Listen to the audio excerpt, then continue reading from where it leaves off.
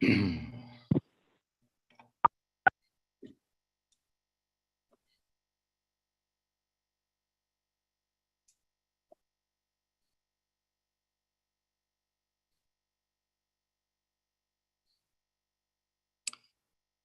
I have 7 o'clock, so if everybody's ready, I will call this meeting to order. As far as mayor's comments, I don't have a lot to comment at this time, other than the fact that we've got through 3 of our 5 candidates meetings, and I hope we have a good turnout both tomorrow and Thursday night in Seaforth and Banastra. I hope I can stay organized tonight. Normally I'm in my office and I've got 2 computer screens to keep everything lined up, but I never thought I'd have this problem, but my air conditioner is on the fritz and it's the first week of October and my office is too hot to sit in. So I got to get that fixed up. But other than that, I think I am ready to roll. Land acknowledgement. We would like to acknowledge that the land we stand upon today is the traditional territory of the Anishinaabe, the Haudenosaunee, and the Neutral Peoples. And can I get a mover and a seconder for confirmation of the agenda, please? Moved by Councillor Wilby, second by Councillor McClellan, that the agenda for the regular meeting of council dated October 4th of 2022 be adopted as circulated. All those in favor? And motion carries. Thank you. Is there any disclosure or pecuniary interest from any member of council this evening? Okay, seeing none at this time. If you realize one later, please point it out. Mover and a seconder for the minutes of the previous meeting. Moved by Councillor Chartrand, second by Councillor Morrison, that the council of the municipality of Huron East approve the following council meeting minutes, and that's the regular meeting of September 20th of 2022. Comments or questions on those minutes? All those in favor? And motion carries. Thank you. Public meetings, hearings, and delegations. The first one is a delegation by Peter Smith, the Executive and Creative Director of the Canadian Centre for Rural Creativity. And I don't see Peter in the room. Okay. I don't know if you want to go ahead with the public meeting and then we can come back to the delegation. That's up to you. Yeah, absolutely. We can do that. And if Peter comes in, if you could just send him a quick note there, just to let him know that we'll get right back to him when we're done this section of it, please, Jessica. So for the public meeting, zoning bylaw and official amendment, can I get a mover and a seconder to move by Councillor Steffler, second by Councillor Deal, that the council of the municipality of Huron East adjourn the regular meeting of council at 7:02 p.m. to go into a public meeting to discuss the following: A, zoning bylaw and official plan amendment. And all those in favor? And motion carries. Thank you. And a mover and a seconder for the agenda for the public meeting. Moved by Councillor On, second by Deputy Mayor, that the agenda for the public meeting for zoning bylaw and official plan amendments be adopted as circulated. All those in favor? And motion carries. Thank you. And I will now turn this over to, I'm not sure if it's Jessica or Denise or. Yep, I will start by reading the provisions and then Denise will follow up with her report. So the following provisions are contained in the Ontario Regulation 54506, Section 511.5, that if a person or public body would otherwise have an ability to appeal the decision of council of the municipality of Huron East to the local planning appeal tribunal, but the person or public body does not make oral submissions at a public meeting or make written submissions to the municipality of Huron East before the bylaws are passed, the person or public body is not entitled to appeal the decision of the municipality of Huron East to the local planning appeal tribunal. If a person or public body does not make oral submissions at a public meeting or make written submissions to the municipality of Huron East before the bylaws are passed, the person or public body may not be added as a party to the hearing of an appeal to the tribunal unless, in the opinion of the tribunal, there are reasonable grounds to do so. So the purpose and effect of this general update amendment is to update direction in the Huron East official plan and zoning bylaw regarding housing, minimum distance separation, and housekeeping items. A notice of the public meeting has been circulated to all government agencies as provided by the legislations, and no comments outside of those attached to the agenda or the delegation material have been received. So I will call on Denise Van Amersfoort to provide her report, and then that will be followed by a delegation from Peter Claver. Okay, thank you. Welcome, Denise. Thank you very much, Council. So we'll walk through the presentation. This evening is the public meeting for the general amendment. I've included a presentation and report outlining the changes this evening. I think it's important that the purpose of tonight is to receive public comment on the amendment. Should Council wish to see any changes to the amendment, we certainly can discuss that after we hear from members of the public. And I will walk through each item. And at the end of my presentation, I'd be very happy to take any questions from Council. So this update is known as the general amendment, and it is a little bit larger in scope than what we would typically call a housekeeping. There's a number of items that need to be updated as a result of the updated Huron County official plan, the provincial policy statement, and also direction from both at the county level and locally, where we've discussed the need for additional and more flexible housing provisions, and also wanting to address opportunities to avoid future land use conflict and include minor housekeeping items. So Council will recall that we did have a workshop relating to this amendment in May of this year. Council gave some direction at that time as to the changes they wanted to see. We brought back the draft. It's then been circulated out. We've had an open house, and now we're here this evening for the public meeting. I will say the open house was held in September of this year. It was only attended by 8 individuals, so not a huge turnout. But what I will say is that the amendment does respond to conversations and inquiries that myself, Jen Burns, the planner, as well as Kathy Garrick have had over the past number of years. And so this does respond to public feedback over a longer period of time. Now, we did receive comments from the source water protection staff at AuSable Bayfield requiring some updated mapping for wellhead protection areas. So that was not included initially in the amendment, but has since been added in response to the comments from source water protection. We also have comments in regards to 138 Main Street South coming from both the property owners as well as neighboring businesses. So I will address that item later on in the presentation. The overall purpose and effect of the general update is primarily to try to add more flexible housing options, specifically additional residential units in town, village, and agricultural settings, and to permit intensification within existing urban neighborhoods. So primarily, this is a text amendment. There are a limited number of mapping changes.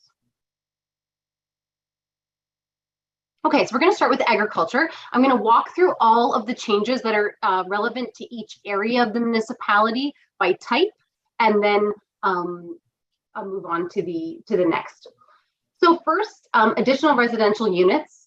So on a commercial scale farm, so on an AG1 property, you'd be permitted to have up to 2 additional residential units. The idea being that a maximum of 1 can be within a detached structure. So you could have 2 in the house if you wanted to. You could have 1 detached, provided it's within 60 meters or 200 feet of that main dwelling, and it has to utilize the same laneway. We are not requiring people to utilize the same well and the same septic, though we certainly would encourage them to utilize the same well. On a small agricultural holding, so on those AG4 properties, 1 ARU would be permitted, again, either in the main dwelling or in a detached structure, same distance, that 60 meters, if you'd like to be detached. I would say that out of all of the public correspondence we've received, this is one over the last number of years, there's been a lot of calls asking about whether or not you're allowed to do these types of things in agricultural settings.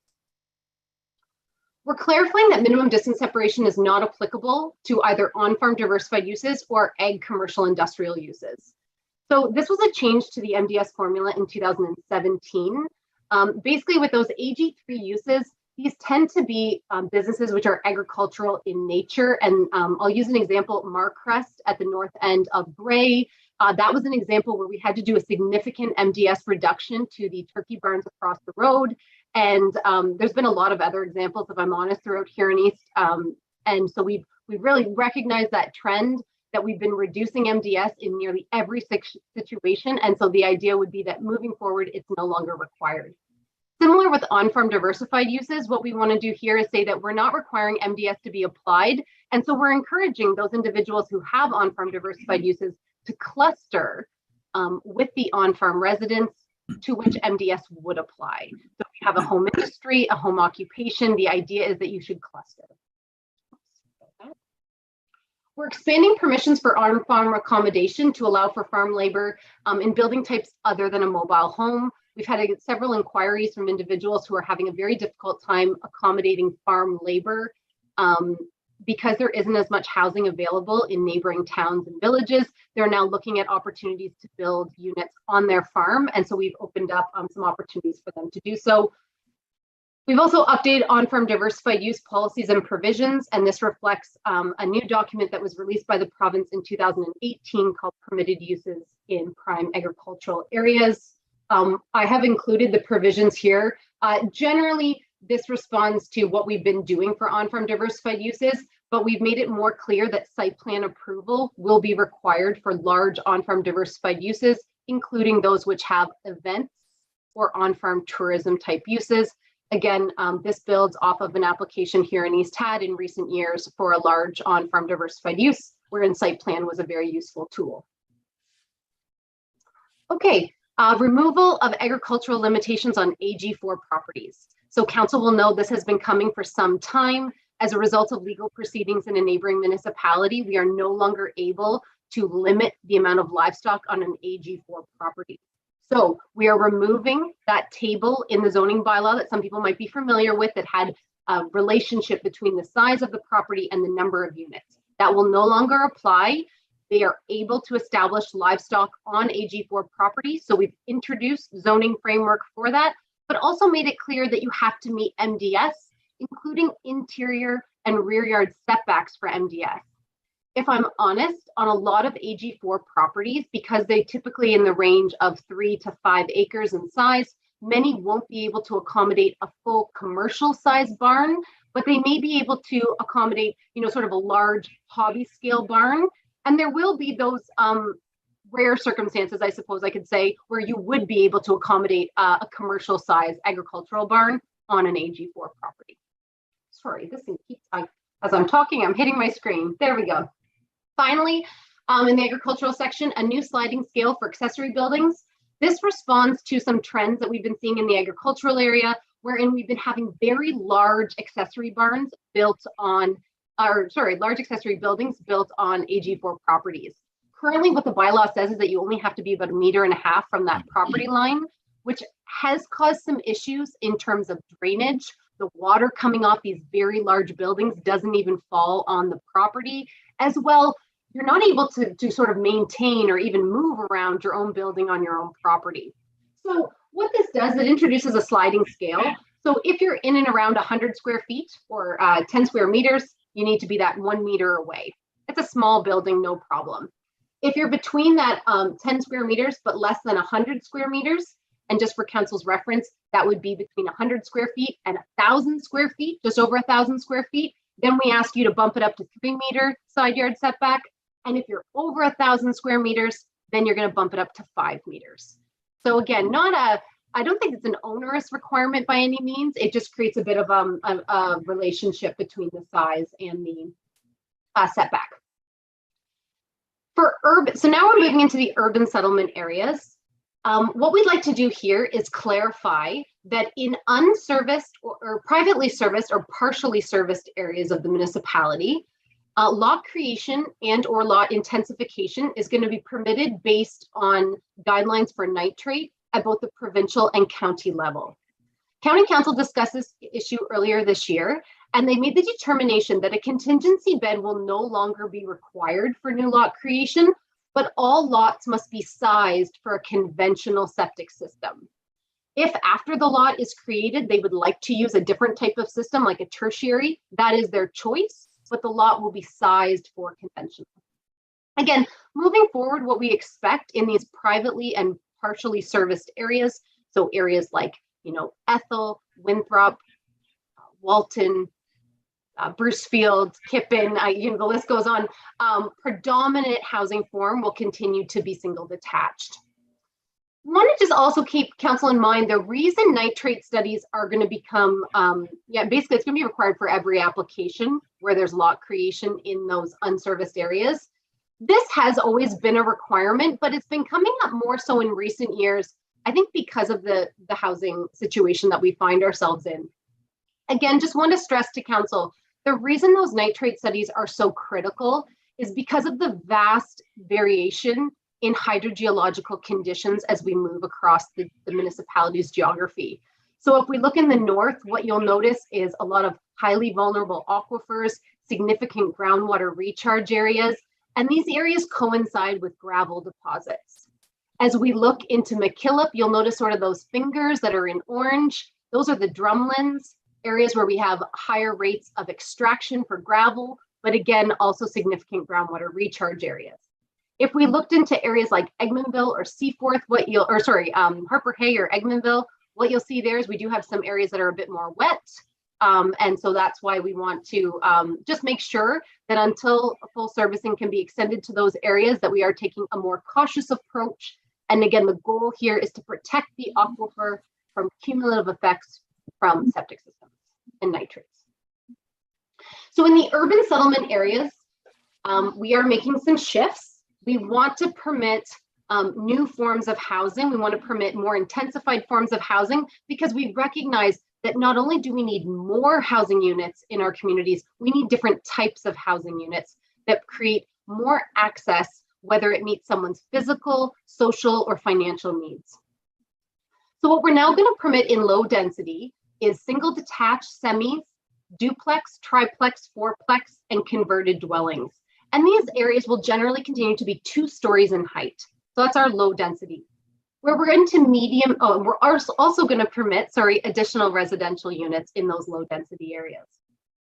When we get into medium density, that's where we're going to see any of those low density uses, as well as row houses.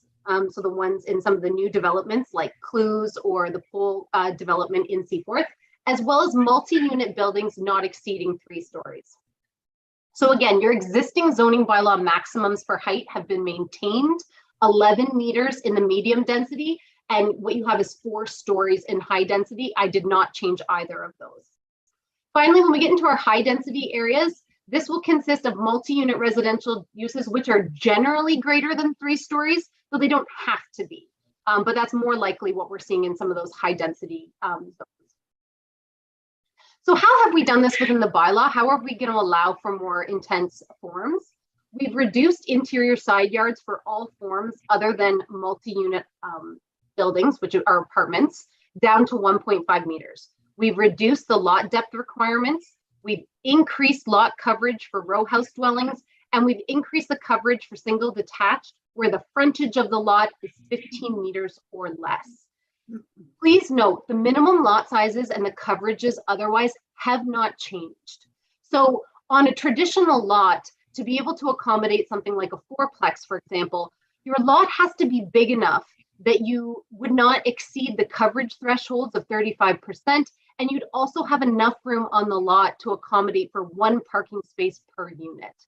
So I just want to encourage council just to consider that, similar to how we've permitted converted dwellings over the past, I believe, 20 to 30 years in Huron East, if we were to go through Seaforth or go through Brussels, we might find, half a dozen, maybe up to a dozen converted dwellings in either of those settlement areas, but it's not the type of thing you would see on every street. I very much believe that this will be the same. We will see some uptake of these requirements, but I don't think it's something that council should expect on every lot in every neighborhood. We're changing some of the definitions. So a dwelling with support will replace group home and will otherwise encourage things such as a nursing home, transitional housing, hospice, respite care, crisis care facility. So we're trying to be more encompassing in our definitions. Oftentimes there's a very specific use. If it doesn't fall into one of those definitions, they have to come forward and get a zoning bylaw amendment. We'd like to avoid that. We're also changing multiple attached are now going to be called row houses. That's basically what everybody else calls them. And so we thought we would just follow suit. And getting away from apartment, we're now going to call it dwelling multiple unit. And the reason is that we'd like to accommodate not only for apartment, but for things like a stacked townhouse And again, no need to incorporate multiple definitions when one will do. Denise, sorry, just before you go to this screen, the last screen, was that supposed to say R1, R2, and R3 zones? Yes, so a dwelling with support would be permitted across the board, as well as actually it has to be permitted in AG1, and that's to do with legislation about a human rights sort of approach. Right. Thank you. We have a new policy that says that new housing should be carefully designed to be compatible with surrounding uses and demonstrate compliance with the county's residential intensification guideline. So this is a new guideline that council will remember seeing, and this is something that we've done to try to again show how design can be done well. This will be enforced through the site plan control process. So where you have 4 residential units or greater, you're subject to site plan control, and they will have to demonstrate compliance with the regs. I think this also gives the neighborhoods more confidence that this type of new housing will be done well. So, additional residential units. This is one that's had a lot of conversation over the past few years. The More Homes, More Choice Act mandates that municipalities permit additional residential units. And so we've incorporated them. It's a little easier to do so in fully serviced settlement areas. When we're working in those partially or privately serviced areas, the fact is that some lots simply aren't big enough to accommodate another unit, which is essentially what an additional residential unit is based on the area required for septic. And so that's why we've had to make the unserviced or privately serviced settlement areas subject to an additional lot size to keep in mind that you need that area for septic systems. We will be permitting modular homes to be utilized for detached additional residential units. And this is something, you know, we do have manufacturers in the county who make modular units. And so this will be an opportunity for them to utilize them as additional residential units, sort of as small, tiny homes. So again, this is replacing language in your official plan and zoning bylaw in regards to secondary suites. And as you'll see in this picture, there's many different ways of accommodating additional residential unit. It could be inside the unit, it could be a new addition on the back, it could be separated in a detached structure, it could be accommodated with a garage, combined with a garage. So lots of options, I guess I would say. What we noted at the department was that there was a lot of questions about additional residential units and how they could be done. So we've created a guide which has some best practices to help people as they navigate this. We've also included some of the requirements. So again, up to 2 additional residential units per fully serviced lot. And again, where in those privately serviced settings, you need to have at least 2 acres in order to permit an additional residential unit. Or you can undertake that nitrate study I talked about and demonstrate that in your area, you can accommodate this with less land requirement. Okay, there's some more provisions that just show you what the relationship is going to be. So if you're in a fully serviced settlement area, that tiny home in the backyard, if you will, needs to have minimum setback requirements. It can be no greater than 75% of the gross area of the main floor of the dwelling, and it needs to provide an additional on-site parking and utilize the same entrance.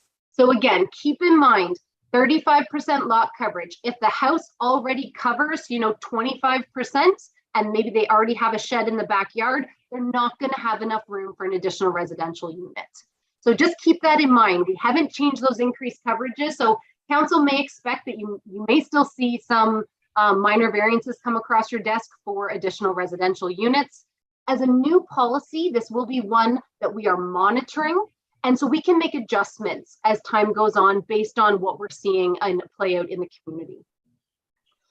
So for commercial areas, we have clarified that there needs to be some minimum size requirements for the commercial spaces along traditional main streets, where there's also accessory residential units on the main floor. So that's applicable mostly in Brussels and in Seaforth. We also did recommend that we remove some accessory dwelling unit provisions from select C5 zones of Vanastra and C2 zone in Seaforth to remove the potential for land use conflict. Now, the proposed removal of the C2 zone in Seaforth has been objected to by several persons. I have had the opportunity to speak with the owner, and I think that's really important, though, that the owner has a chance to give their comments directly to council, and then we can talk about some options. So this is the one in Vanastra. So just wanted to make council aware, we sent letters to everyone in this C5 zones over here on the west end. What council will know is that on this industrial property, we have the bulk storage of salt, and that it would not be appropriate to have an accessory residential use established anywhere in proximity. So we sent direct letters to everyone. The only person we heard back from was actually the owner of this property here. There's an existing dwelling. I told them that dwelling is grandfathered, but should you ever cease it, you wouldn't be able to establish a new residence, and they understood. This is the C2 property in at the corner of Crombie and Main Street South in Seaforth that was subject to the proposed change. So just want to take a minute and explain to council the rationale for why the planning department made this recommendation in the first place. This subject property is located in proximity to several industrial uses, as well as it abuts the Goderich-Exeter Railway right-of-way as it moves through Seaforth. So when I was doing a review, I looked back at the 2009 bylaw, which actually allowed for accessory residential units in the C2 zone. What came to my attention, and what council will note, is that the C2 zone applies primarily on High Street in Seaforth and on Victoria Street. So what you'll see here is it's the backside of Main Street in Seaforth. That's the only place the C2 zone applies. What I believe happened in 2009 is that the C2 zone, the change to allow for accessory dwellings, was applied inadvertently to this property. In 2016, the last time the official plan was reviewed for Huron East, we had comments submitted by GEXR, Goderich-Exeter Railway, identifying sort of what their requirements would be or their recommendation for any new development in proximity to the railway corridor. Finally, I also would note for council, we do have the Seaforth Elevators property in proximity, as well as the former creamery. So that is why we recommended that the accessory dwelling provision would be removed. Now, I have since had an opportunity to speak with the owner, and I understand that the time they purchased the property, clearly that was a permitted use, and they're actually in the process of establishing those accessory dwelling units. So I think there's a timing thing that is played out here, and I want to just wait there, let the owner have their opportunity to address council, and then we can certainly talk about some options. Lastly, I'm nearly done. Wellhead protection area mapping was updated. We do need to now incorporate this information on key maps so that it becomes applicable law in accordance with our source protection plan. What I will say to council is that our key maps are becoming quite busy, and I do believe that Huron East, we will need to look at your mapping and potentially do some updates to ensure that this mapping remains easy to interpret and legible. There's a lot going on some of these key maps, and so we want to think about in future if there's some ways that we can help to make sure that remains clear. We're also within your mapping identifying a former landfill at the north end of Vanastra. Council will see here, this is an excerpt from an RCAF map. You can't read this little area in red, but what it says is station dump area. And it has also been confirmed in historic aerial photography that there was in fact a landfill on that property. Also confirmed it with former clerks for Tucker Smith. Finally, a couple changes in the Brussels ward that were requested by members of the public. These properties were designated residential but zoned industrial, and so we've made some changes there, recognizing that one will remain in a holding zone until such time that the impacts of the Brussels landfill are addressed.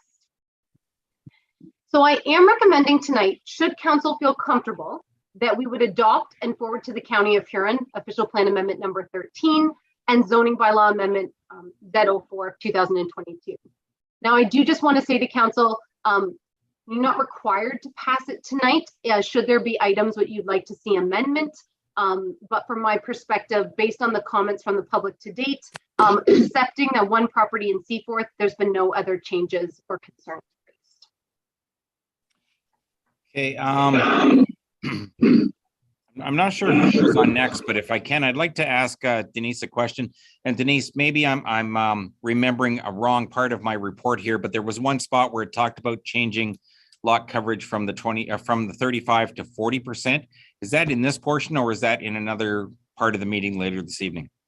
So the 35% applies where the lot frontage is 15 meters or less. That responds to feedback from local housing designers, wherein they're saying that if a property has a 15-meter frontage, it's very difficult to be able to meet the client's expectations for housing within 35%.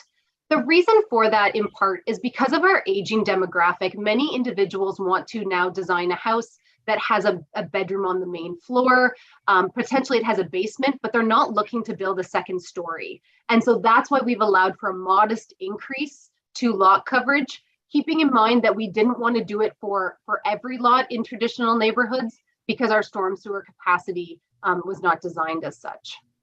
Okay, so that, and I think this goes back to conversations we've had in the past about the fact that there is a need to increase lot coverage.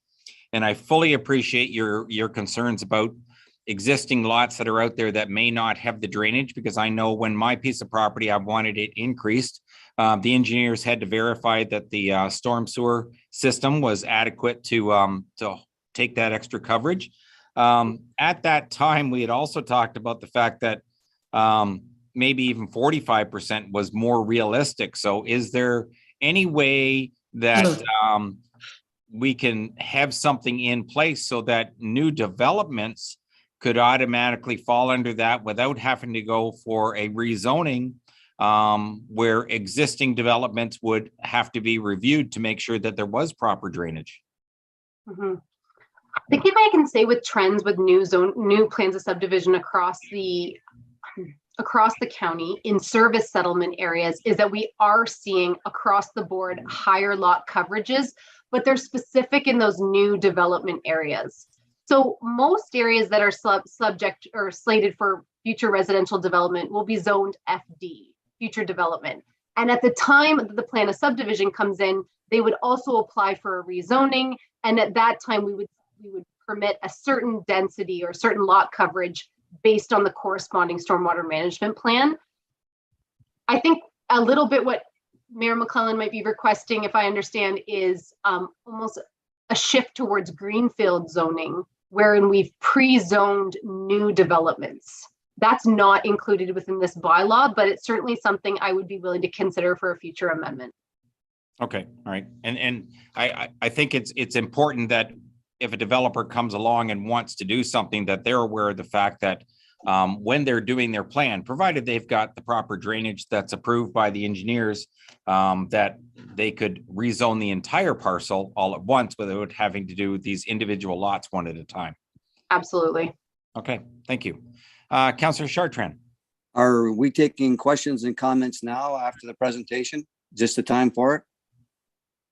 Yeah, I need to ask that question. Should we be doing that now, or should we now be listening to comments from the public?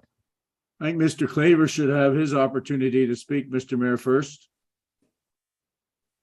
I'm actually looking for direction from staff if that's the proper chain.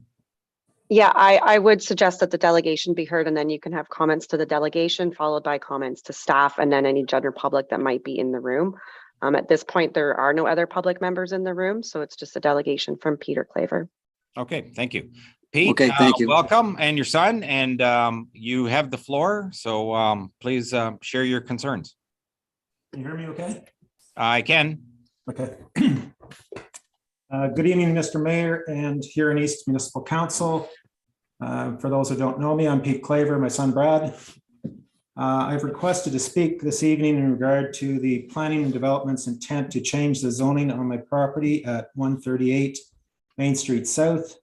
I will keep this as brief as possible. Please vote to leave the C2 zoning on this property as it is and as it was when I purchased the property 2 years ago. I've outlined clearly in the council agenda packages my position and reasons for this, and trust council will vote in favor of the greater good and use of this property.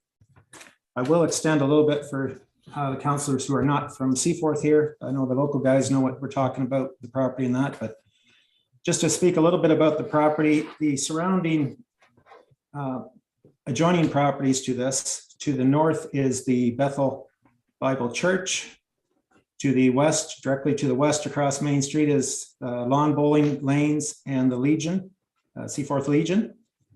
Diagonally across Main Street and across the railway tracks is Everspring Farms, which was formerly the Seaforth Creamery. I have a letter of support from Dale Donaldson from the Creamery. I'll ask Brad to just read that through so everybody knows where that adjoining property's position is. Hi, everyone. The letter says, "To whom it may concern, this correspondence is to lend support to the renovation of a building project located at 138 Main Street South in Seaforth for the purpose of creating additional residential dwellings. Our business employs over 30 people from the Seaforth area, and as we continue to grow, one of our challenges is the availability of housing and the limitation this causes when trying to attract new employees for full-time employment. This is also a challenge for other businesses in the Seaforth area as well. We believe having additional housing available would be a positive development for the community, and as a neighboring property, we would fully support the renovation of the building in question to allow for additional housing opportunities. Sincerely, Dale Donaldson, President of Everspring Farms Limited." Okay, so going on, the property directly across the railway tracks from our building at 138 is the Seaforth Car Wash. There are apartment units in the upper level of that building. And to my memory, I believe that is built in the last 20 years.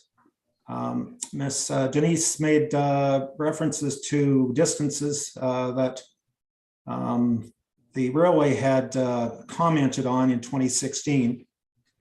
The actual distance from the car wash building to the allowance for the main rail that goes through Seaforth is 16.3 meters.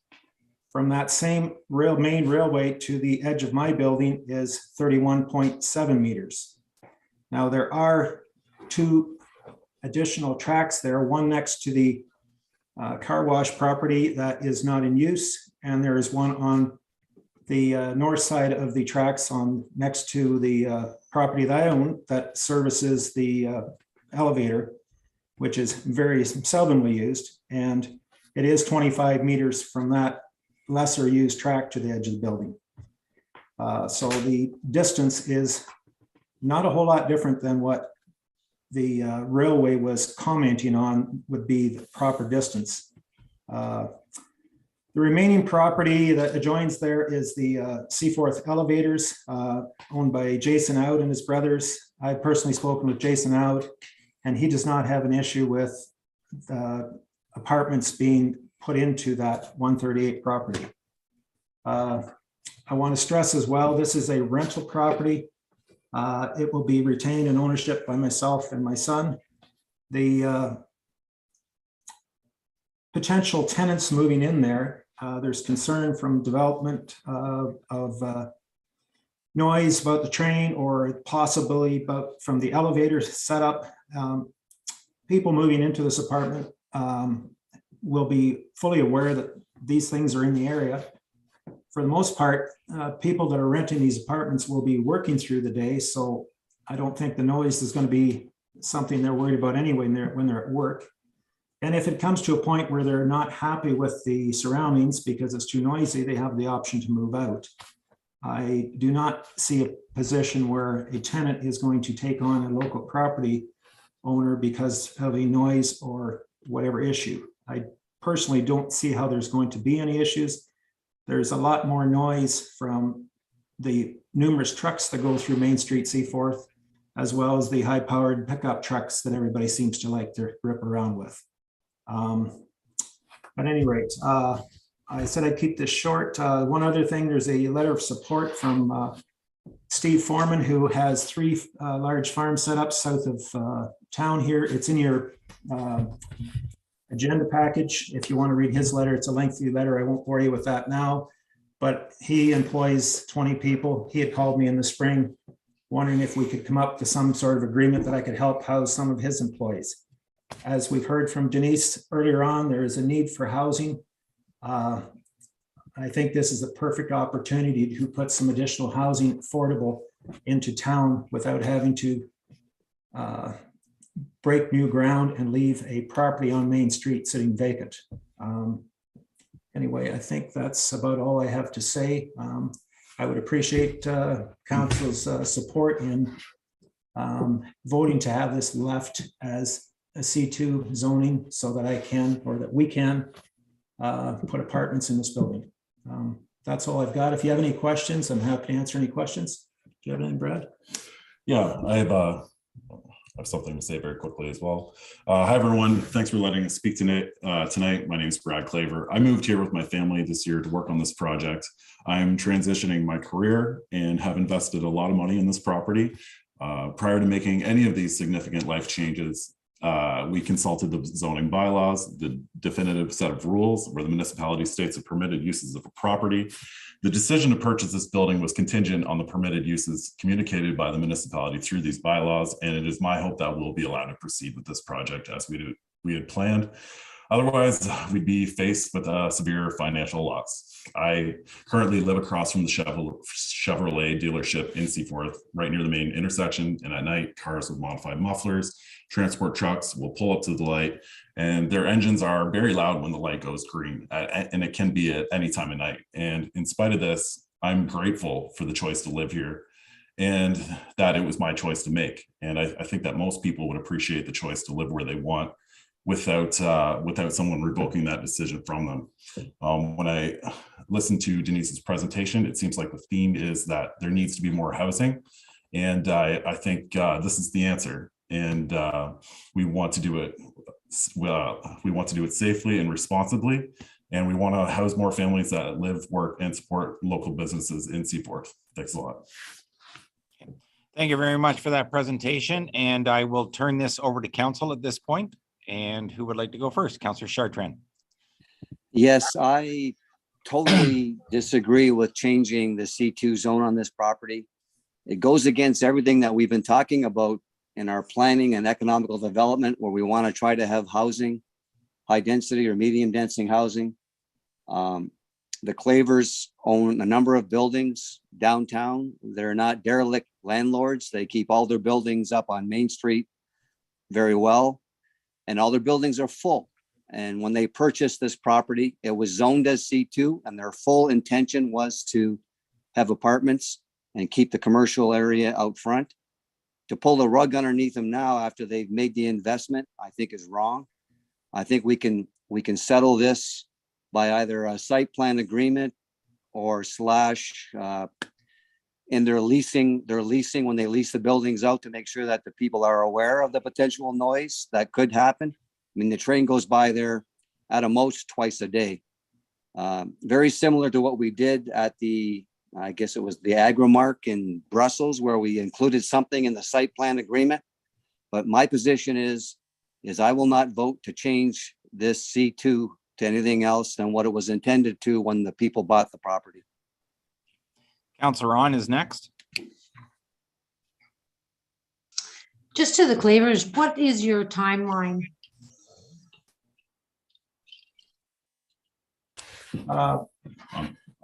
For full completion or for starting? The inside of the building has already been, the dividers and that used to be in there for offices have already been removed. We have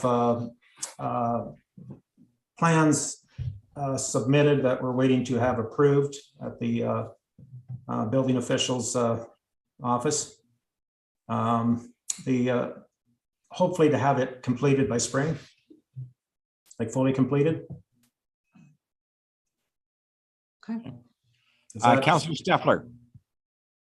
Yeah, I certainly agree with Pete and his son. If it wasn't for Pete, I don't know where the commercial hotel would be now. He invested a lot of money in that and made a lot of apartments and made a lot of people happy. And other properties he's bought out on Highway 8, the houses were destined to be torn down. And he fixed them all up and got them all rented out. So, and they're talking about noise. I was uptown the other night at the lights, as Pete's son was saying, and a pickup truck took off, and he's not the only one in town, and he made more noise than any train ever did. So Pete and your son, thank you for investing all your money in Seaforth, and I would certainly not support changing anything down 138 Main. Hey, Deputy Mayor. Thank you, Mr. Mayor. I just concur with the statements made by Mr. Claver and Councillor Chartron and Councillor Steffler. Leave that building as a C2 building. And when the time comes, Mr. Mayor, I'd like to make a motion to that effect. Thank you. Okay. Any other comments from members of council at this point? Councillor McClellan. I could have a couple. First, to the Clavers, I'd like to leave that C2 zoning on that as is. I think that's the way we should go. But can I also ask a question on some of the AG4 housing and stuff like that? Is that appropriate now or not? We're actually doing the delegation from the Clavers at this point. Let's finish this one and then we'll go back to that. Fair enough. Thank you. Any other questions on the 138 property at this point? Okay, I'm just going to give a quick little comment here. I'm certainly in favor of leaving the C2. I had not talked to other members of council, but I did pass my concerns on to some of the staff.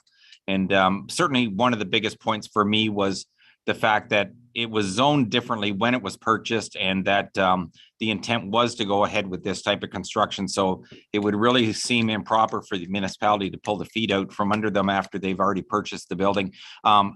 The other side of it is I certainly appreciate the work that the planning department did. And I do understand that you're just trying to follow within the rules. And even if it was a mistake in the past that caused it to be rezoned this way, I can't push that back on the planning department. But if the mistake was there, I think we just have to live with the consequences of the fact that it was zoned a certain way and it was purchased with intent. And so unless we have definitive information that it's going to be a major problem going forward, which I don't think it's going to be, I'm more than happy to also vote in favor of keeping the C2 zoning on this property. If there's nothing else as far as comments on this one at this point, I believe we're going to pass all of these or amended motions at one point. Is that correct? Yes, we'll be doing that as part of the regular meeting, and we have that all the planning items with this item up first after the public meeting here for the regular agenda. Okay, Councillor Steffler, you had another comment? Yeah, just one thing. I think we should all vote Pete and his son a vote of thanks for spending all the money he has in Seaforth over the years. He's made Seaforth Main Street look good. So congratulations, Pete and your son. Yeah. And to go along with that, it's not that we don't recognize that, because when I was talking to Pete the other day, I'm pretty sure Pete got an award from Huron East Council for the work that he did on the commercial hotel. So it certainly is recognized and appreciated for the investment that they make in town. So I will go back to Councillor McClellan at this point then to discuss the AG4. Thank you, Mr. Mayor. Through you to Denise. Denise, when you're talking about the AG4 and housing on that, is it would it be allowed to put like just a trailer on a vacant AG4 parcel yet or not? Yes, so as the main dwelling on an AG4, yes, we have changed it from it presently says you could build a single detached, you could have a modular type dwelling, or you could have a double wide mobile trailer. We have had inquiries from people who wanted to use a single wide as the primary residence, and that will be permitted as part of this amendment. Okay, all right, that's great. And just my second or follow-up question. So you feel with AG4 and the ability to build a, let's say a larger barn on that, you think that can be addressed through the minimum distance separation? So I put in minimum requirements for accessory buildings containing livestock. In addition, they have to meet the minimum distance separation. So if in fact those requirements are larger, then they would have to go by them. The example I would give that I had an inquiry in Gray during my time as a planner for Huron East was for veal on grain. And so veal, it was a smaller operation to begin with because they were on grain and not on milk. It didn't require as much of an MDS setback, and they were able to accommodate for a fairly substantial size veal barn on a 5-acre AG4 property. So broilers would be another example because they have less of an odor factor than layers, for example. So those will be the types of applications that may be permitted to build a fairly substantial barn as of right. Council can also expect, though, you will see applications, I'm pretty sure, for agricultural barns on AG4 properties that require minor variances. And then we will have to assess those on a case-by-case basis. Okay, thank you. Deputy Mayor. Mr. Mayor, I have 8 or 10 questions, if I may, or how many am I allowed? You're allowed as many as are relevant for the topic, sir. Go ahead. I have my secretary here, so it'll be speedy. What have we got? Okay, comment on setback from wetlands, please expand upon. At the start of the changes, Denise, there was I didn't quite understand would it be minimum distance setback or a change in the setback from wetlands?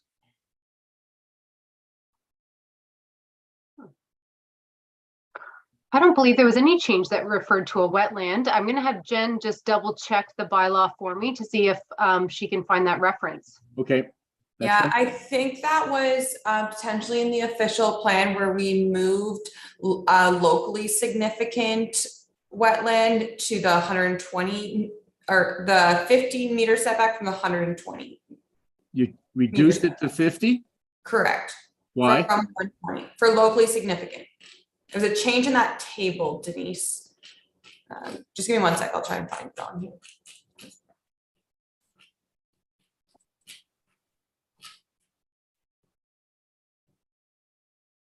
If I remember correctly, did not county council have a big debate about this sometime in the last year or two, and those numbers were changed to county? Yes, sorry, that's not in the official plan. That's in the zoning bylaw. And yes, locally significant is subject to 50 meters. It's only provincially significant wetlands where we're required to maintain a 120 meter buffer. Locally, so that would be significantly smaller then. Yes, less smaller.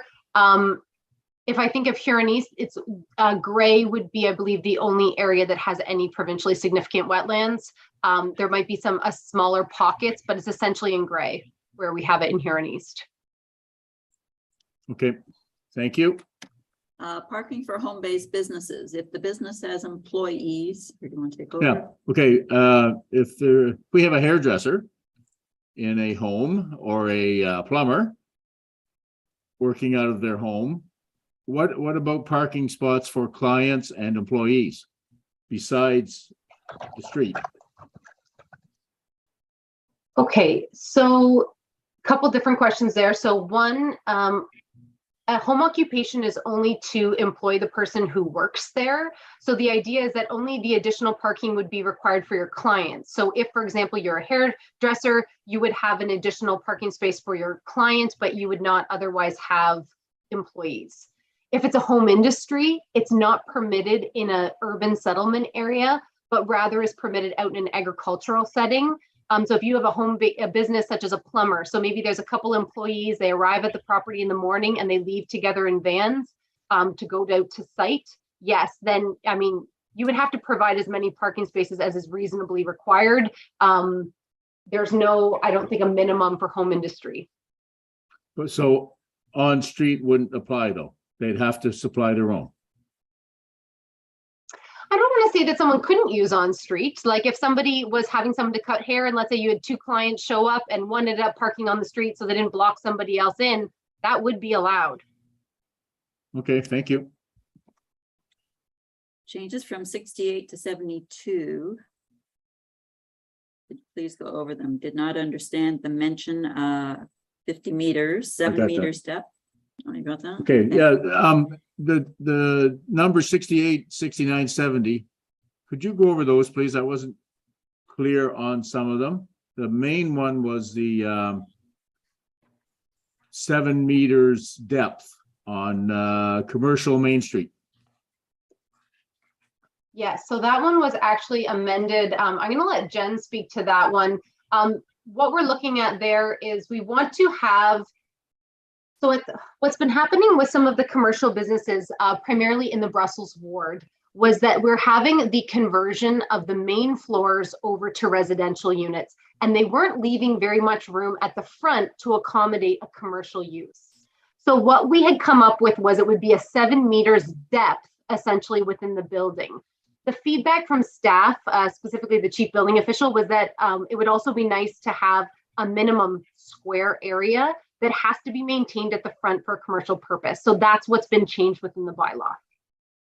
And We had just this to add discussion. on that, after our conversation, Deputy Mayor, we did change the wording to include the commercial use on the ground floor of the building or unit shall account for 50 square meters of the ground floor area and be a minimum of 7 meters from the front of the building, or account for 51% of the total ground floor, whichever is greater. So we've added a few different sort of benchmarks that they need to meet as for what the commercial use in the front of that building will be. And then it's whatever of those 3 things. So 50 square meters, which is the 500 square feet that we had talked about, the 7 meters from the front of the building back, or 51%, whichever of those is the greatest number will be what needs to be used for a permitted commercial use. So it takes into account narrow buildings, wide buildings, et cetera, everybody's equal. Correct. Yeah, I think with those 3 different metrics, we've covered them all off. Okay, then could you just briefly do 68 to 71 for me, please? Sure. Okay, so 68 was the special C2-3 zone that was originally written to apply to the Claver property, understanding that. Thank you. Yep. Okay, 69 is the one we just talked about, and 70 was the deletion of, dwelling secondary. Okay. Is that it? What is AG3 zoning? Oh, yeah. What does AG3 cover, please? Agricultural, commercial, industrial. So grain elevators, tractor dealerships, abattoirs, livestock yards, those types of things. So an AG3 could also have 100 acres of cropland and a bank barn or whatever. It could. They don't typically apply in those situations. Typically, someone would just want AG1 zoning. Something like a green. They could put something on the front corner of their building, of their property, and not have to sever it off to an AG3 zone. Right? True. Yes, true. They could. It would depend whether we consider it to be a large on-farm diversified use or whether it transitions over to that ag commercial. And there are benchmarks again for that within the zoning bylaw, which would guide it. Okay, thank you. How many parking spaces per unit in R2 and R3 zoning? R2 and R3 zoning. Is it still 1 parking spot per unit? Yes, that was changed in your zoning bylaw in 2021. In a housekeeping, it was reduced to 1 space per unit across the board. And that hasn't created any issues in the county? None that we are aware of. We are further reducing the requirements where the development includes affordable housing, as it's been demonstrated that individuals in affordable housing often do not own a personal vehicle or not to the ratio of 1 per unit. And then you've got 2 zoning changes in Brussels from industrial to residential. Yep. The 2 zoning changes in Brussels you mentioned earlier. Could either one of those be R2 or R3? So the request was to go to a straight R1 zone. The one actually already has a house on it, if I'm correct, Jen. They both have existing single detached dwellings, and we're wanting to put an addition on there, but because they had the industrial zoning on the property, they weren't able to do that. So they requested for the properties to be changed to the R1 zoning so that they could continue their residential use and put their personal additions onto their homes. Okay, thank you, planners. Thank you for your patience, council. Thank you. Okay, are there any other questions of council for the planning department at this point? Seeing none, I take it this is the time we would come out of the public meeting. Yes, you're correct. We could adjourn the public meeting and go back into the regular council meeting. Okay, can I get a mover and a seconder, please? Moved by the deputy mayor, second by Councillor Morrison, that the public meeting for the zoning bylaw amendments be closed at 7:59 PM. All those in favor? And motion carries. Thank you. So we're down to 7.1, recommendation from council rezoning bylaw and official plan amendment. And I do have some motions written here, but I'm going to ask staff if anything should be changed from what I'm reading here at the moment based on the discussion that we've had. I do believe that Jen has some suggested wording or some amendments to what we would originally have written in your motion document for you based on the conversation with the public meeting. Okay, so that would have been the 7.1 then, is that correct, Jessica? Yes, 7.1, which is our recommendation in regards to the zoning bylaw and the official plan amendment. Originally, we just had it that the council would approve it pursuant to section 17 and 34, which what was proposed by staff basically with no amendments, but it's my understanding that there will likely be some amendments to this. Okay, so Jen, I'm going to give you the kick at the can here to see if you can give us the wording for a motion, please. Before we do that, I just, as per direction from council as to what those changes would be, is council looking to keep the C2-3 zone provision, but change it to still allow for a residential use subject to site plan control? Or is council's wish that the property remain zone straight as a C2 zone and not subject to site plan control? So that, I guess, is a question before we can determine what that motion will read. Okay, so my understanding from the discussion, I'll wait till I get some yays or nays from council, but that we'd leave it as the C2 that it was when it was purchased, but the rest of the proposed changes that were in the presentation, we would still carry on with. Is that correct from council? Correct with me, yep. Leave it as C2 when he purchased it. Yeah, and I think all the other recommendations for the other properties would be as presented by the planning department.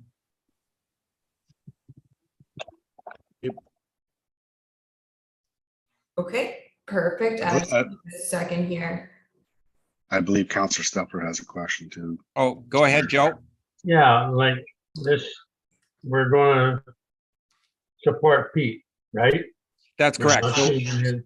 Yeah, his request was to leave it at the C2 the way it was when he purchased it, and that's what council is recommending. That's good, as long as I'm clear on that. Yeah. Thank you. Just some wording for council to think about.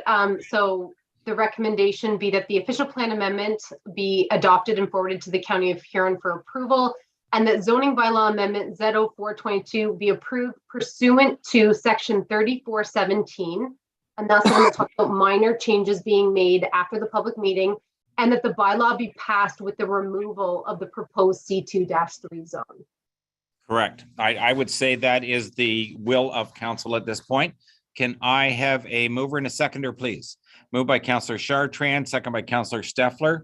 Are there any other questions or comments from members of council?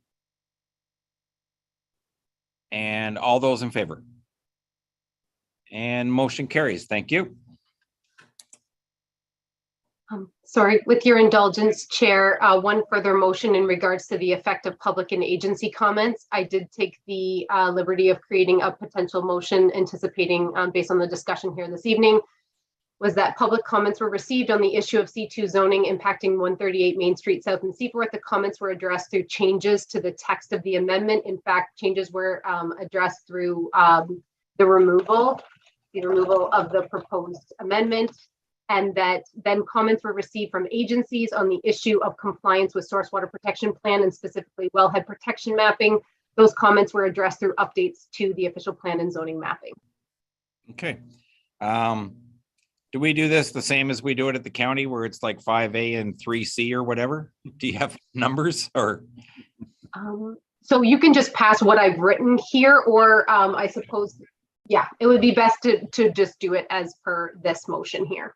Okay, and I see it's moved by the deputy mayor and second by Councillor Morrison, and all those in favor. And I'm assuming that motion carried because I can't see everybody. Thank you. And so we are down to 7.2. And is this Jen's table now? It is, yes. Welcome, Jen, and go ahead with your presentation. Thank you. We've got quite a few consent reports to get through this evening, so I'll try and keep it as quick as possible here. Just give me 1 second to get this going. Okay. So our first consent application is application C73 of 2022, owned by Thomas Lunenberger, 447004 Cardiff Road in the Grey Ward. And so the purpose of this application is to create a new lot through the surplus farm residence severance policies.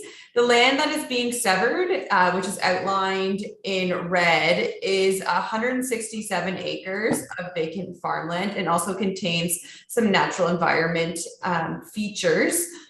And the retained land, which is outlined in yellow, is a 3-acre residential parcel and contains a house and a small shed.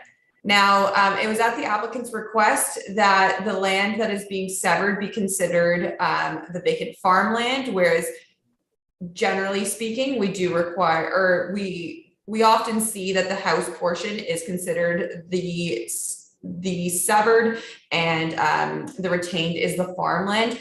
But on recommendation from their solicitor, they are requesting it sort of the other way around. It really does not make a difference from a policy standpoint, and the conditions have just been amended slightly to reflect this request by the applicant. So here we have the retained parcel. As I mentioned, it's 3 acres with a house and a shed on it. And there's a view standing on Cardiff Road. So it's a long tree driveway with, I guess, looking at farmland, the shed, and the house. So properties designated agricultural natural environment in the Huron East official plan is zoned to AG1 and NE2, which is our natural environment limited protection zoning. And the application does meet all the policy criteria in the provincial policy statement, the Huron County and the Huron East official plan. There are no outstanding concerns from staff, agencies, or neighbors. And as such, it is recommended that the application be recommended for approval with the conditions that are outlined in my planning report. And I am happy to answer any questions on that one. Are there any questions from members of council this time? Okay, can I get a mover and a seconder at this point? Moved by Councillor McClellan, second by Councillor Wilby. And I'm going to try and do a shortcut here, but move that the Council of the Municipality of Huron East acknowledge the report of Huron County Planner Jen dated September 29, 2022, and has no objection to severance application C73 of 2022 of Thomas Lunenberger, 44704 Cardiff Road, Grey Ward, provided the following conditions are met. The conditions are listed as A through I, and unless there is an actual requirement for me to read them aloud, I'd prefer not to at this point because there's multiple pages typed up like this. There's no requirement. We could actually just pass it as that it's as presented in the planner's report, and we can probably do that for all of the consent motions that we have on this agenda. Okay, thank you. That will save my throat. Any final comments or questions from members of council? All those in favor? And motion carries. Thank you. And we'll go to 7.3, Jen. Perfect, thank you. So now we have consent application C81 of 2022, 43103 Winthrop Road in the McKillop Ward. The owner applicant is Sharon Price. So this application is for a minor lot addition. The applicant proposes to sever approximately 1.7 acres of land, which contains part of an existing shed from an existing 48-acre farm parcel. The severed land will merge on title with the neighboring 1.57 acre parcel to the west, which contains a house and smaller shed. So in the air photo here, the large shed was actually constructed primarily on the agricultural lands, but it does straddle that lot line. And so the proposal is to do a minor lot addition to ensure that all of the shed, which is used for personal use by the residents, is all contained on the same parcel. And so this application was reviewed under the minor lot enlargement policies and was deemed to comply. The view standing on Winthrop Road, you can see the house on the right there and the shed to the left. And so the proposal is just to clean up these lot lines so that that shed is wholly contained on the residential property. This is the applicant's sketch, which shows a severed 1.75 acres to square up the property, and it will be merged with the 1.57 acre residential AG4 property shown there. So it is recommended that this application be recommended for approval with conditions outlined in the planning report. There have been no concerns received from staff, agencies, or neighbors, and it does meet the policy criteria for a minor lot enlargement. Thank you. Okay. Can I get a mover and a seconder to read the motion, please? Moved by Councillor Wilby, second by Councillor Deal, that the Council of the Municipality of Huron East acknowledge the report of Huron County Planner Jen dated September 29th of 2022 and has no objection to severance application C81 2022 of Sharon Lynn Price, 43103 Winthrop Road, McKillop Ward, providing the following conditions are met, and those are conditions A through E as listed in the planner's report. Any final comments or questions from members of council? Seeing none, all those in favor? And motion carries. Thank you. 7.4. Awesome. So got another consent application. I'll share my screen again here. This is consent application C82 of 2022. Owner applicant is Joe and Sherry Kipfer, 84086 McNabb line in the Gray Ward as well. So this application is to create a new lot through the surplus farm house severance policies. The land that is being severed is approximately 2 acres in size and contains a house and a small shed. The retained land is approximately 48.5 acres of vacant agricultural land with a small portion that is natural environment in the rear portion of the property. So the severed parcel will contain the existing house and small shed. And this application does meet all of the policy criteria as well. We've received no concerns from staff, agencies, or neighbors. And it is also recommended that this surplus farmhouse severance be approved or recommended for approval with the conditions contained in my planning report, which are the standard surplus farmhouse severance conditions. Thank you. Happy to answer any questions. Okay. Any questions, a member of council? Seeing none, a mover and a seconder, please. Councillor McClellan and Councillor Deal, that the Council of the Municipality of Huron East acknowledge the report of Huron County Planner Jen dated September 29, 2022, and has no objection to severance application C82 of 2022 of Joe and Sherry Kepfer, 84086 McNabb Line, Gray Ward, provided the following conditions are met. And those are conditions A through I as presented in the planner's report. Comments or questions of council? All those in favor? And motion carries. Thank you.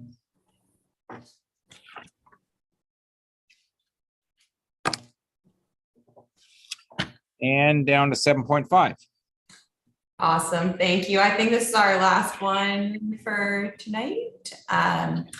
So this is consent application C84 of 2022. Owner applicant is John McCutcher for LB Ryan and Sons. Property is located at 82823 North Line in the McKillop Ward. And this application here is to create 2 new lots through the surplus farm residence severance, the surplus farmhouse severance policies. The land to be severed, which is outlined in red, is approximately 83 acres of vacant farmland. And the retained number 2 is the house that was contained on that original parcel. So proposing to sort of create both a separate 83-acre parcel, the separate farmhouse parcel as retained number 2, and then retained parcel number 1 is 85 acres of vacant farmland with some natural environment features. So the end result essentially will be 2 farm parcels, one of which is 83 acres, one of which is 85 acres, and 1 surplus farmhouse severance parcel, which is approximately 2 acres and contains an existing house and a small shed. So recreating the original lots essentially in the plan, and then also severing off that house all in one application. And so in the air photo and on the street view, you can see the house and the shed. The property lines are proposed to follow the existing tree line around the residential parcel. And there's another storage shed which is used for the farm operation. It already has its own entrance, and that's proposed to stay on the farmland. Property meets all policy criteria in the PPS, the county, and the Huron East official plan. Again, no outstanding concerns from staff, agencies, or neighbors. And as such, recommended that this application also be recommended for approval with the conditions outlined in my planning report. Thank you, and happy to answer any questions. Thanks, Jen. I will go to doing the motion first. Can I have a mover and a seconder? Moved by Councillor Steffler, second by, Councillor Dalton. That the Council of the Municipality of Huron East acknowledge the report of Huron County Planner Jen Burns dated September 29th of 2022 and has no objection to severance application C84 2022 of John McCutcher for LB Ryan and Sons Limited, 82823 North Line, Walton McKillop Ward, provided the following conditions are met. And those are conditions A through H as per presented in the planner's report. Comments or questions from members of council? Seeing none, all those in favor? And motion carries. Thank you very much. Jen, thank you very much for your presentations this evening. I think Denise has already left, but you can thank her also for her assistance. Perfect. Thank you so much, and enjoy the rest of your night. Take care. See ya. We have nothing under accounts payable, so we are down to number 9, reports and recommendations of municipal officers, and I will go to the CAO for the Rural Talks Rural to Rural 2022 Youth Scholarship. Thank you, Mr. Mayor. So the council is well aware there's a Rural Talks to Rural conference being held, and we're actually the host municipality. So it's pretty exciting for us to be able to host this. It's being hosted at the Four Winds Barn in Brussels. It's organized by the Rural Today and Rural Tomorrow lens. And we're looking at 4 days of events. The first day being a rural well-being in partnership with the Gateway Center of Excellence in Rural Health, with an afternoon of sampling local breweries and wineries. Second day is accessible, attainable, affordable housing in partnership with Huron County and the Rural Ontario Institute. Day 3 is a climate and community in partnership with the BC Emergency Managers for Recovery. And then an evening entertainment with Juno and Maple Blues award-winning artist Al Lerman and his trio. Day 4 is a half day with future considerations in conjunction with folks at the Rural on Purpose, and also with a rural to rural market and local produce and producers on hand, with some pop-up bookstore, maybe a local storyteller corner, and an R2 market is open to conference and delegates, the public. Cost is about $375 for the full conference. You can get day tickets at $1.75. And you can also participate virtually through at $375, same as the full conference price. In talking with Peter Smith, and Peter Smith passed his regrets on tonight, he unfortunately didn't get the link to the meeting and had some other commitments at 8 o'clock, so he couldn't quite join us after the public meeting. So he's looking for, in conjunction with themselves and with the University of Guelph, for $2,500 matching contribution for a total of $5,000 to go towards a youth scholarship sponsors to be able to attend this event. And so it gives the opportunity to local youth in the area, as well as local youth who are participating in university programs, to be able to participate in the conference during the week.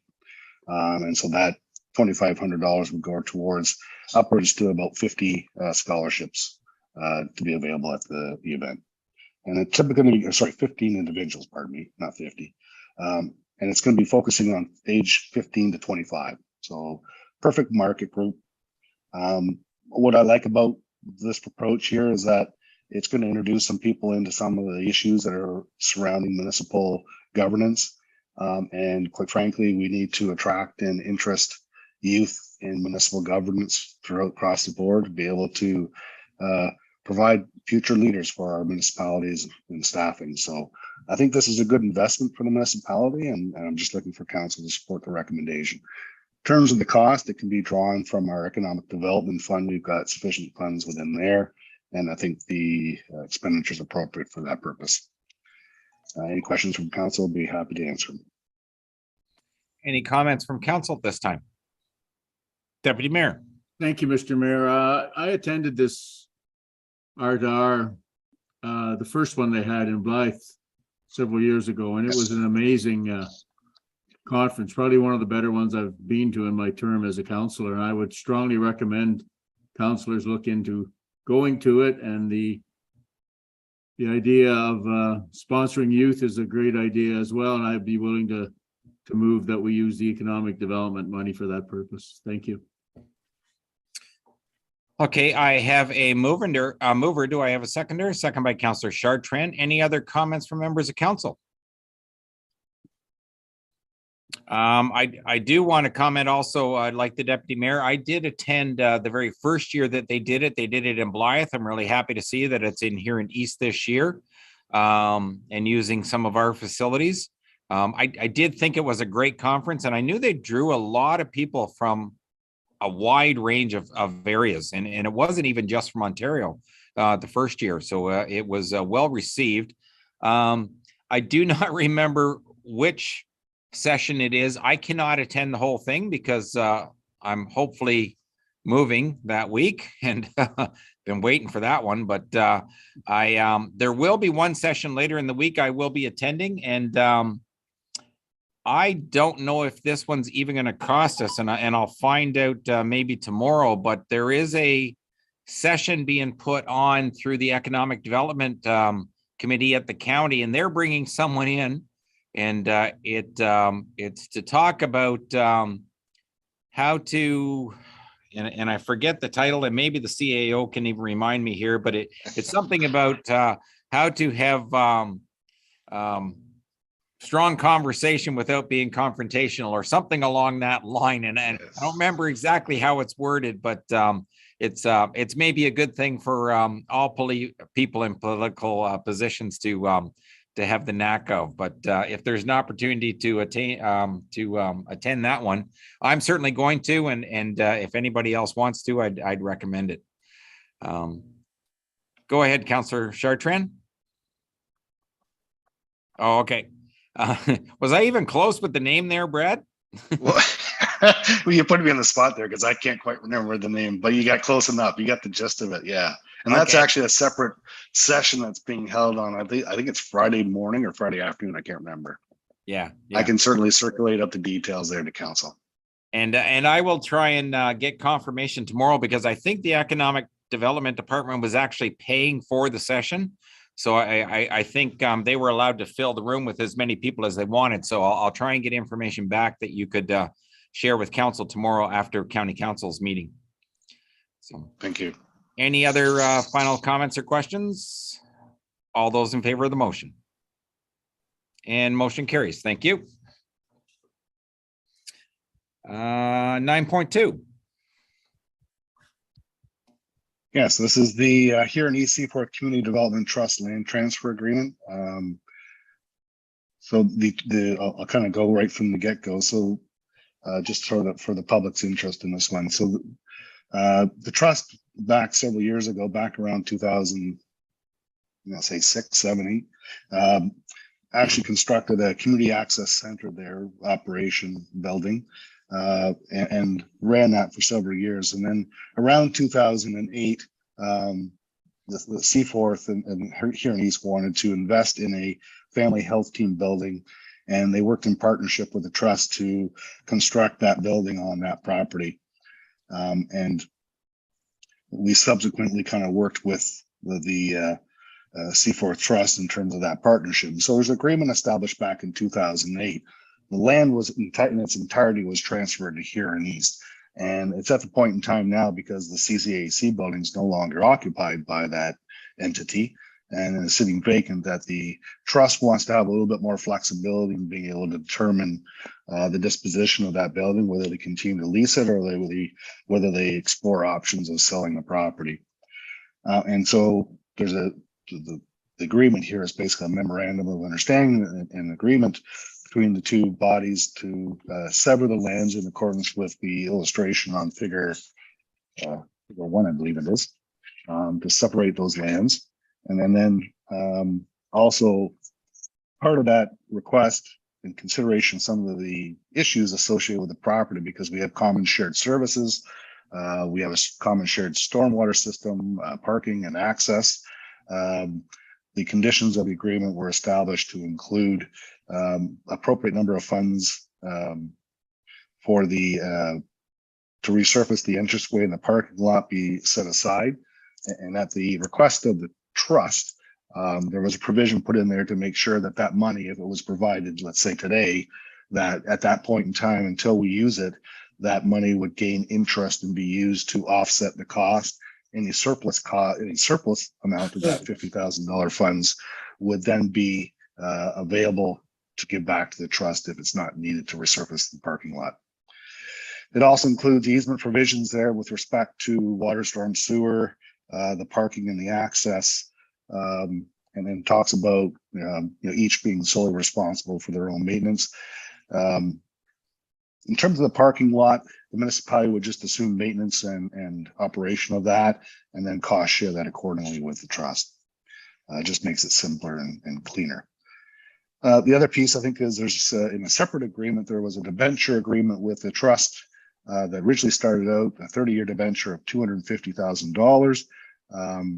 And that's been paid off over 30 years and an interest rate of 5%. All we've asked as part of this agreement is that the municipality have the right to pay that in full at any time it so chooses without a penalty, and that's been included in the agreement as well. I think that probably summarizes the agreement for all intents and purposes. And there's the agreement's attached, and it's also included in a bylaw, and I'm happy to answer any questions from council on that matter. Deputy Mayor. Thank you, Mr. Mayor. Mr. McRoberts, I don't know if you want to mention the right of first refusal. Oh, sorry. Yes, thank you. Sell the Deputy Mayor. building, and also, could we have a little more clarification on the interest on the $50,000, please? Can the trust use it as they see fit, or does it remain attached to the 50,000 to go towards paving?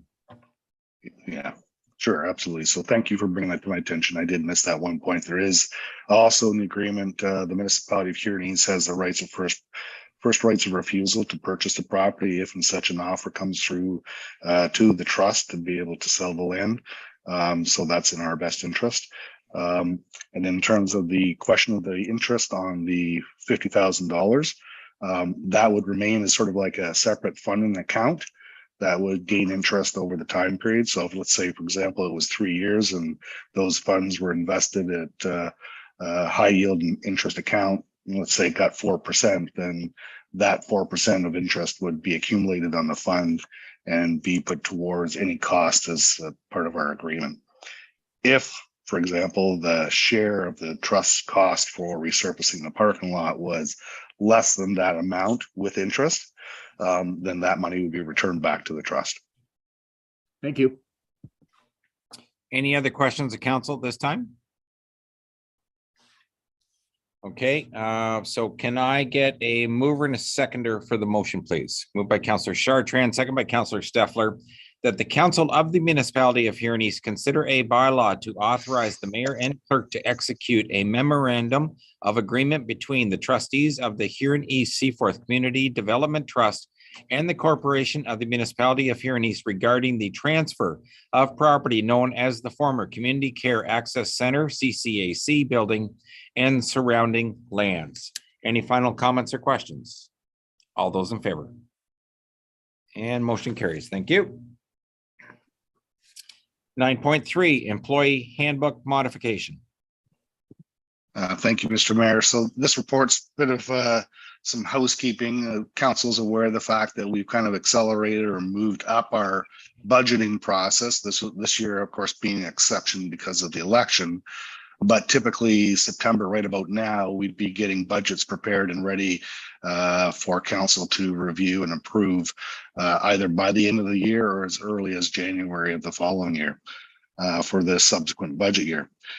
Right now, our employee handbook basically is stating that we use the cost of living index based on Statistics Canada based upon October to October. And if we wait till October, and of course, October's doesn't get published till the end of November. So if we wait until the end of November, that gives us very little time to be able to put salary cost information in there as part of the budget process. And so this is really just amending that to make it August to August, which make it a little bit easier for us to be able to incorporate that in there. Basically the same policy, just kind of changing that iteration of that time period for the cost of living. Hey, Mr. CAO, I did have one question when I read this, and maybe you can clarify this for me.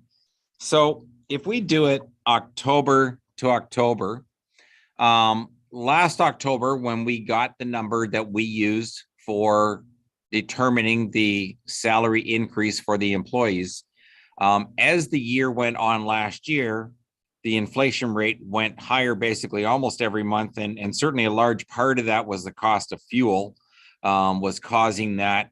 So the inflation rate, if we had taken the reading in August, would have been less. And this is only going to be a one-time blip that we run into this, but I'm wondering if, in fairness, whatever the number is, and I don't have any problem with the fact that we get an August reading this year, but it should be an August reading of inflation from the previous August, and also understanding that we gave a bump because we didn't do the reading till October. Am I making sense in what I'm trying to get across here? I think there's, I think maybe if I could part of the concern is that if we start comparing August to August, we're kind of overlapping kind of 3 months there, 3 or 4 months. Yeah. So I think when we actually present to the personnel committee in this sort of transition year, what we'll probably do is present the numbers for both those kind of periods. So an October to August this year, October last year to August this year, as well as an August to August. And then the Yeah. personnel committee can make a determination based upon that. Perfect. Okay. Does that Yeah. make sense? Yeah, I think as long as we've got that information at hand, then we can work that into the numbers. Good. Okay. Can I get a mover and a seconder for the motion on the books? Yep, Deputy Mayor? Mayor's got a question. Oh, go ahead, Bob. Thank you, Mr. Mayor. I think the CPI end of October will be fair bit lower than it will be the end of August. Does that matter to councillors this year? I think that's exactly what we were just discussing, Bob, was that if we had taken the August number of last year and then compared it to August of this year, it would have been different than if we take the October to the August. And so that's why we're going to bring all of that information to the personnel committee so that we can try and figure out the middle of the road so that we can be fair to the employees, but then also fair to the ratepayers. That's the whole idea of bringing 4 sets of numbers this time instead of just 2 sets. If I may. We Go don't- ahead. Go ahead. We don't know the two months, September, October yet. August was down, and the trend is that September and October will be lower as well. That's what I'm getting at. Yeah, and I understand your concern, Deputy Mayor. I think if I actually looked at August to August right now, it's about 7%. And certainly if we start looking at, what's happening in that trend, and of course, it's hard to predict what's going to happen. I mean, fuel prices are starting to go back up again. Whether or not that trend is going to continue on a downward slide or just kind of hold its own, hard to know.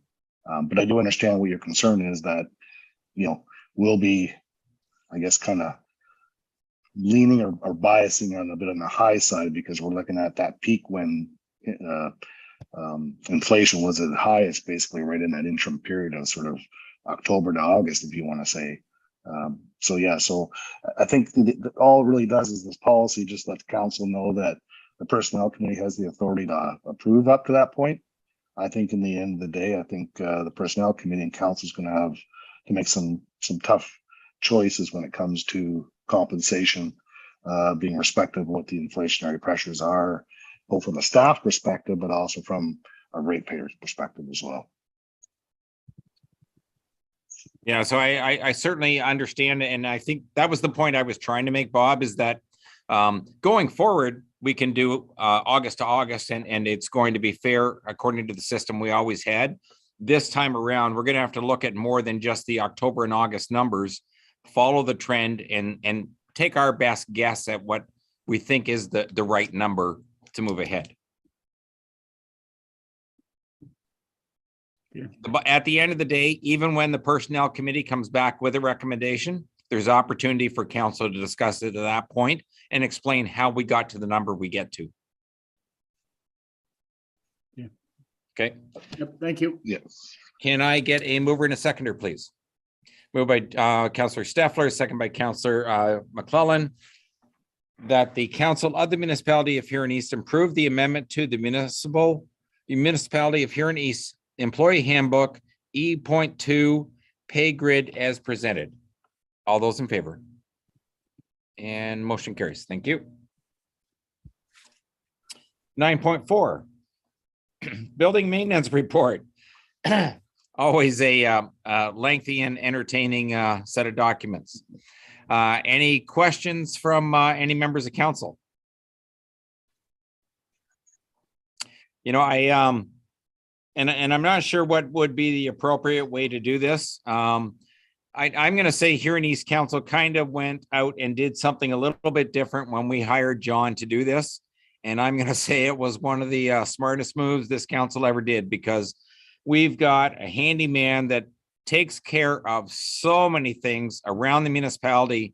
And I am more than confident that he is saving the ratepayers a lot of money with his ability to fix things up around here. So I think at some point, somehow, we should recognize John with something from the council, because he does a fabulous job for us. And I think it's really appreciated, not only by our managers that run the facilities, knowing that he's there to help out, but just how easy it must be for the staff not having to hire contractor after contractor to take care of all of these things. So at some point, we should recognize that. Can I get a motion to receive the report, please? Moved by the deputy mayor, second by Councillor Morrison. And it's just received for information. So I guess I didn't need a motion. Sorry about that.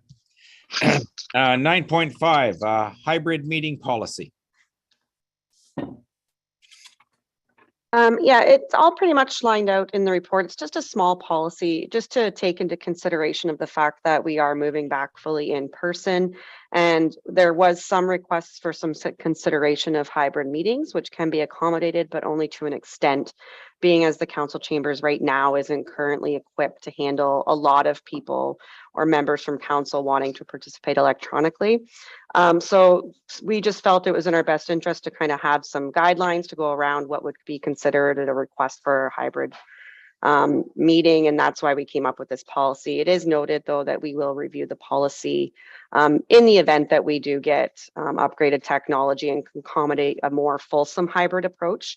And we are looking at different technologies, but this was just something in place right now.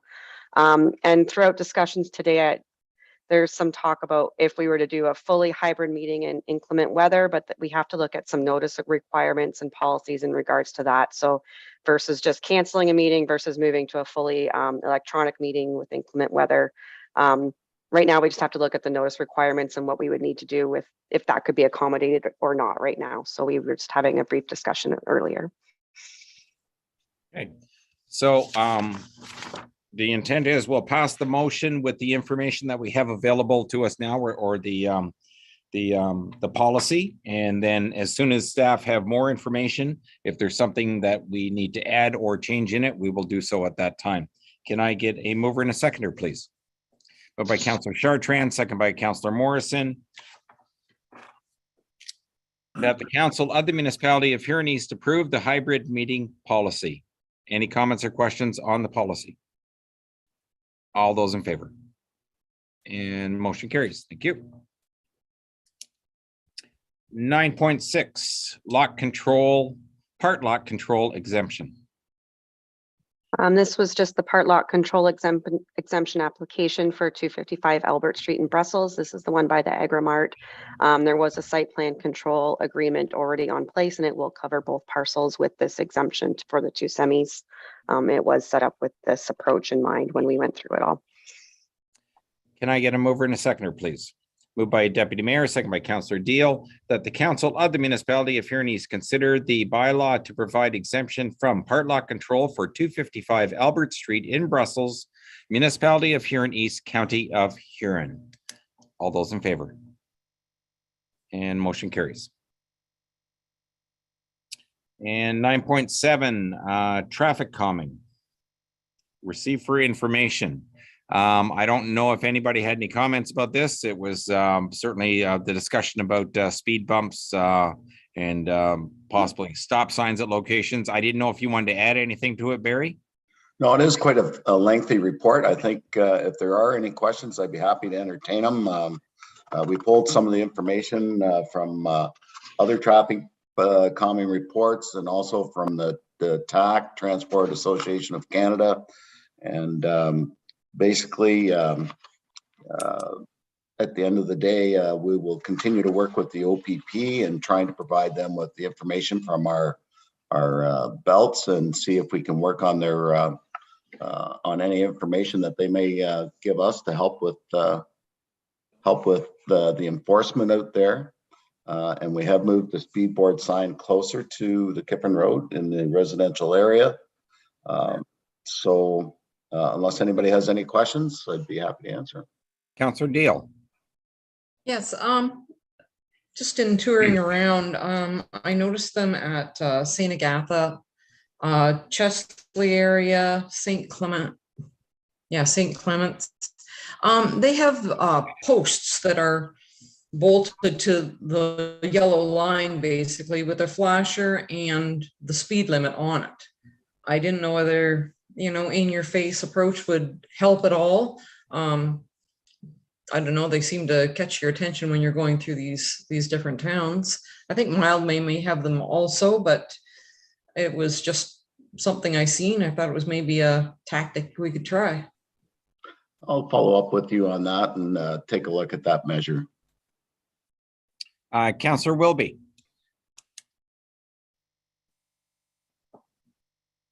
You're on mute.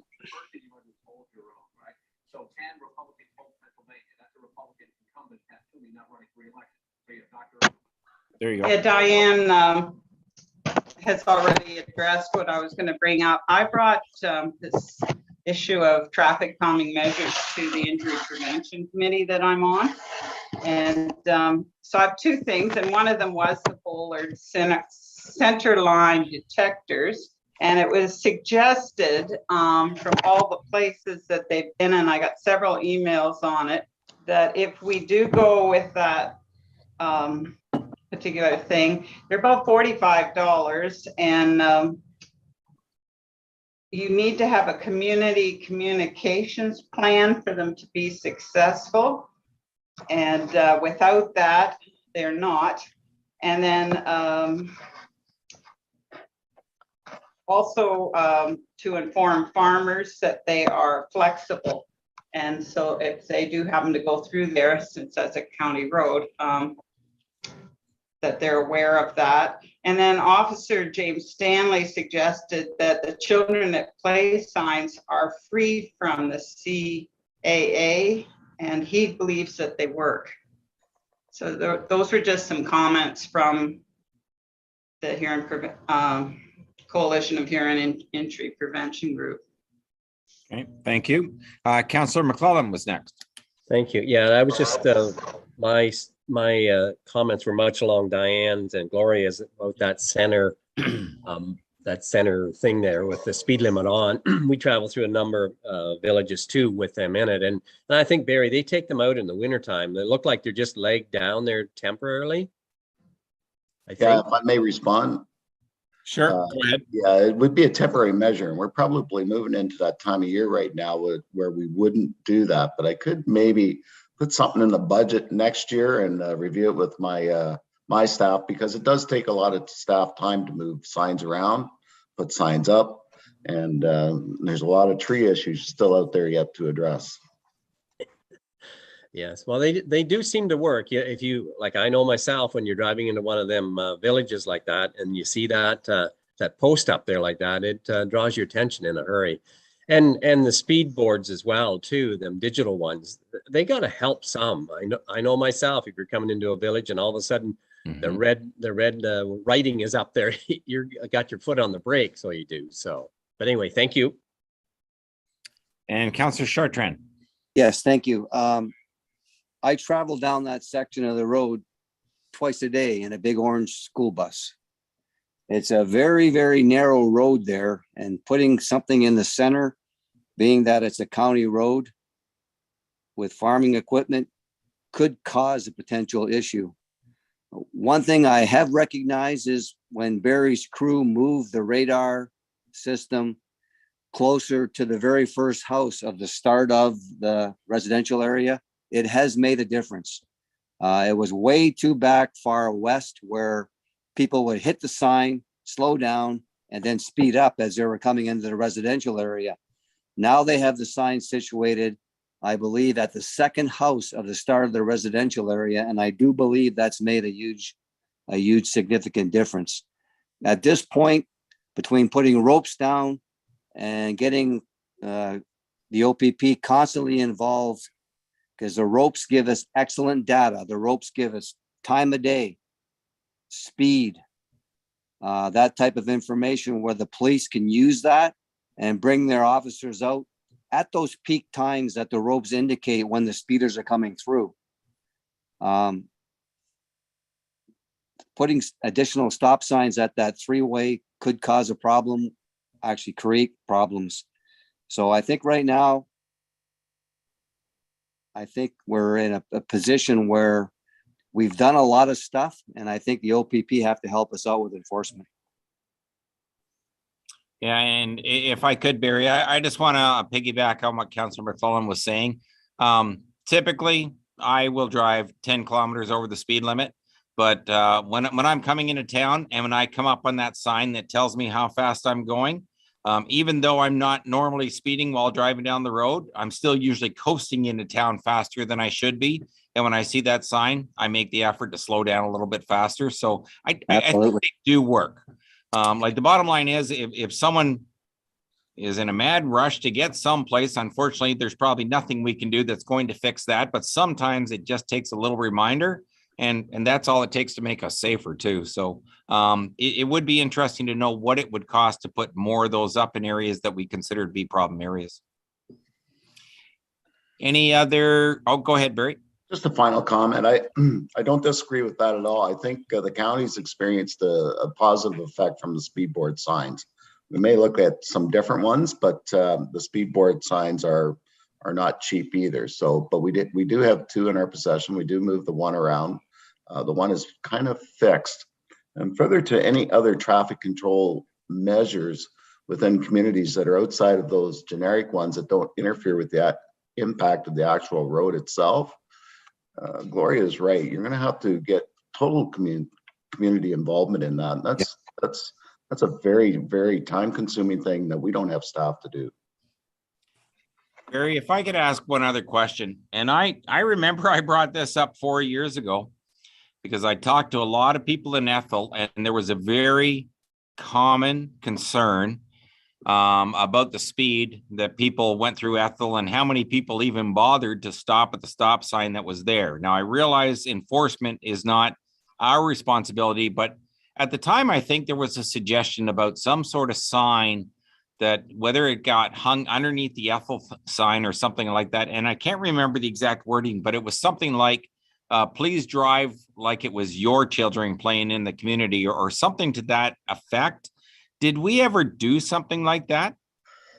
No, and I'm not quite exactly sure where you mean, because that is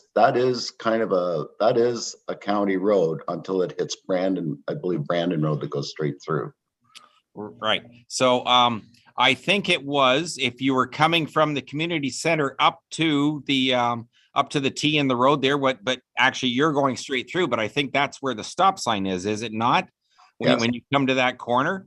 And I think that's where the complaint always came from, was that people coming up the county road there, first of all, were going too fast through town, and a lot of people wouldn't even come to a complete stop at the corner. And if I understood correctly, because there really isn't a lot of space between the buildings and that even when the kids are out there either getting off the bus or waiting for the bus, they're too close to the roadway. And that was the big concern from people in the community.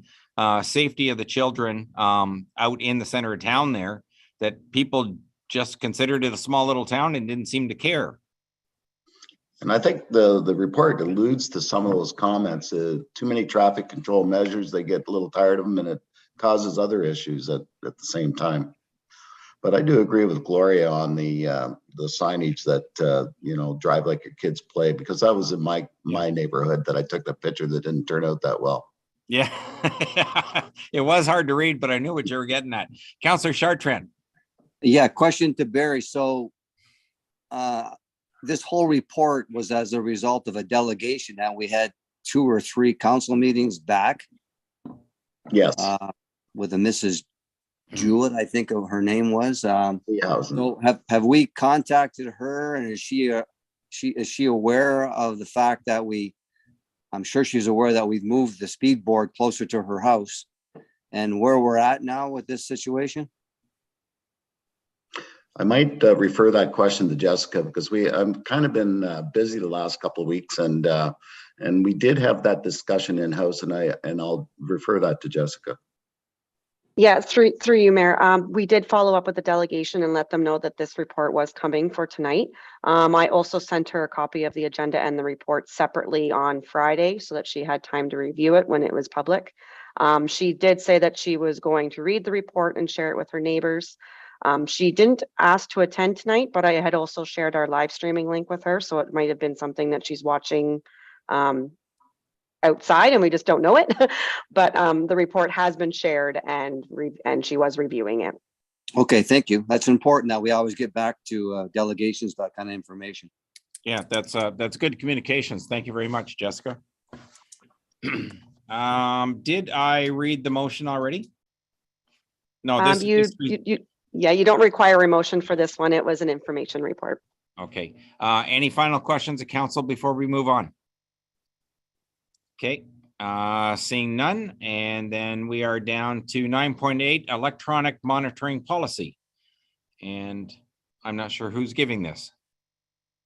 I can do it. Welcome, Stacy. Well, how are you? So my recommendation is for the electronic monitoring policy as it's been presented to you. This is a policy that is required by legislation, and the details were noted on the report, which was forwarded to you. And I think it's pretty straightforward. It is, and I know the county is doing the same thing tomorrow. They're also getting in line to make sure that they're following the rules. Stacy, when I read through it, it talked about there are a number of options. It didn't give, at least maybe I read it too fast or something, but I didn't understand the full specifics, or maybe we don't have all the specifics yet on how monitoring would be done. Is that the case, or do we actually know how we do each one? Like, I know it talked about personal devices and this and that, and making sure that we don't infringe on people's rights, but I think that's what the policy is for, is more to alert employees or staff that this is the type of monitoring or the type of possible personal information that could be gathered or seen by the municipality. I don't think it really pertains to the details of how we're actually monitoring it. Okay, all right. Any other questions from council? Okay, seeing none. Can I get a mover and a seconder for the policy, please? Moved by Councillor Ron, second by Councillor Morrison, that the council of the municipality of Huron East approve the policy regarding electronic monitoring. All those in favor? And motion carries. Thank you. And can I get a mover and a seconder to receive all the municipal officers' reports? Councillor Morrison, Councillor Dalton, that the Huron East Council received the following reports of municipal officers as presented: 1 from the CAO, 2 from the clerk, 3 from the public works manager, and 4 from the director of finance treasurer. All those in favor? And motion carries. Thank you. We are down to correspondence. I don't see anything listed here. Unfinished business, municipal drains, council reports. So, Mr. Deputy Mayor, County Council. First of all, Mr. Mayor, if I may, please. Last council meeting, an oversight on my part, I'm truly sorry for. I commended Councillor Chartron and Councillor Willoughby for helping at the Seaforth Fall Fair, and I totally forgot to mention the great job that Councillor On did at the Brussels Fair, and I am very sorry, Zoe. I do apologize for the oversight on my part. County, I have 2 things. There is going to be a press release this week about charging stations, and in it says that they will be operating by November, but it didn't say November 22, but I'm holding out hope on that one, seeing it's been well over a year now. And the other matter, and I hope my fellow councillors saw this in media, that the federal government is changing some of the structure of the ridings in Canada, and one of those that they are proposing happens to be Huron Bruce, and they want to take Howick Township out of Huron Bruce and put it into Wellington, and then include parts of Middlesex and parts of Lambton with the Huron Bruce riding. And it's just chewed and spit to me. It's very hard to follow what's going where. Lucan and Grand Bend are coming into Huron Bruce and other parts of Middlesex and Lambton, and I think it's just going to confuse people, and the low voter turnout we have now will be compounded. So the county has sent a letter to the division of government that is handling this, asking for nothing to be changed. And I don't know if the time limit has expired that that we could maybe do the same thing ourselves, but I don't like the idea of changing our riding. I think it's gerrymandering in a way myself. I don't know if the other councillors have any thoughts on that or not. Thank you. I'm always suspicious when they want to change boundaries, Bob, and I'd be concerned with Grand Bend being included in Huron County, just for the simple fact that they've got their own set of problems that we've never had to deal with before, and I'd rather just leave those problems right where they are, because they've got some things that go on there that we're not familiar with. I'll put it that way. Just to add to your electric charging station, Mr. Deputy Mayor, you may not be aware of this yet, but there is a report that will be coming to county. I'm not sure when it's coming, but there was a larger organization that's talking about the electrified highway all the way up to I forget, north of here, up to the point somewhere. But anyways, there was only 3 places in Huron County that they said there was a need to have the government assist with more electric charging stations. And Seaforth actually happened to be one that this report, which was not generated by Huron County, this report came from an outside agency and suggested Seaforth be one of the ones that helped get funded for more charging stations. And I think one of those was a level 3 one as well, Mr. Mayor. I believe you're correct. Yeah. That I quite like listening to that, and I seemed to disappear into the effort or whatever. I haven't heard anything since, but it was promising. Yeah, we only got the report at the economic development meeting about a month ago. It was brought up and discussed at that point. So I know that the board is certainly investigating it. Are there any other boards, committees, meetings, or seminars that anybody wants to discuss at this point? Okay, seeing none. Are there any requests by members of council? Are there any notices of motions going forward? Councillor Deal.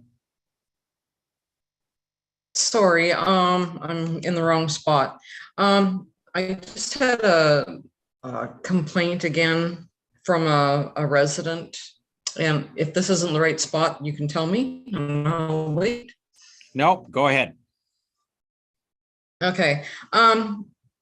Cardiff Road is a very busy road. The whole township is, and we do have a large issue with people blowing the yield signs, basically. A resident today was sitting on his porch and witnessed a feed truck or grain truck come through McDonald line, not even attempting to slow down. I've almost been hit at that corner. My children have almost been hit at that corner, but it's Johnson line, it's McNabb line, and Mount Pleasant line. We've seen vehicles airborne coming across these side roads. I don't know what it's going to take to put something in place to slow these guys down. But when you have the same resident had contacted another feed company, he witnessed one of their trucks coming through the corner with a like a pup on behind the truck, and not.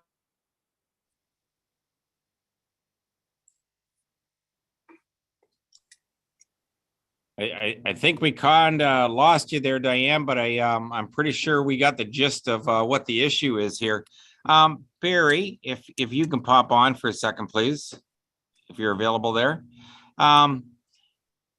Barry, how involved is it to whether we put the ropes out or whatever? Because the bottom line is that it's hard to make good decisions without good data. It'd be interesting to know if we've got yield signs and we've got big equipment or cars or whatever it is that are blowing through some of these intersections that we only have a yield sign at. How long would it take to collect good information before we could make a decision on if we needed to do something different? I think that's something that could be done in-house, because if you recall a few years back, we did implement stop signs at all paved side roads. We should do that.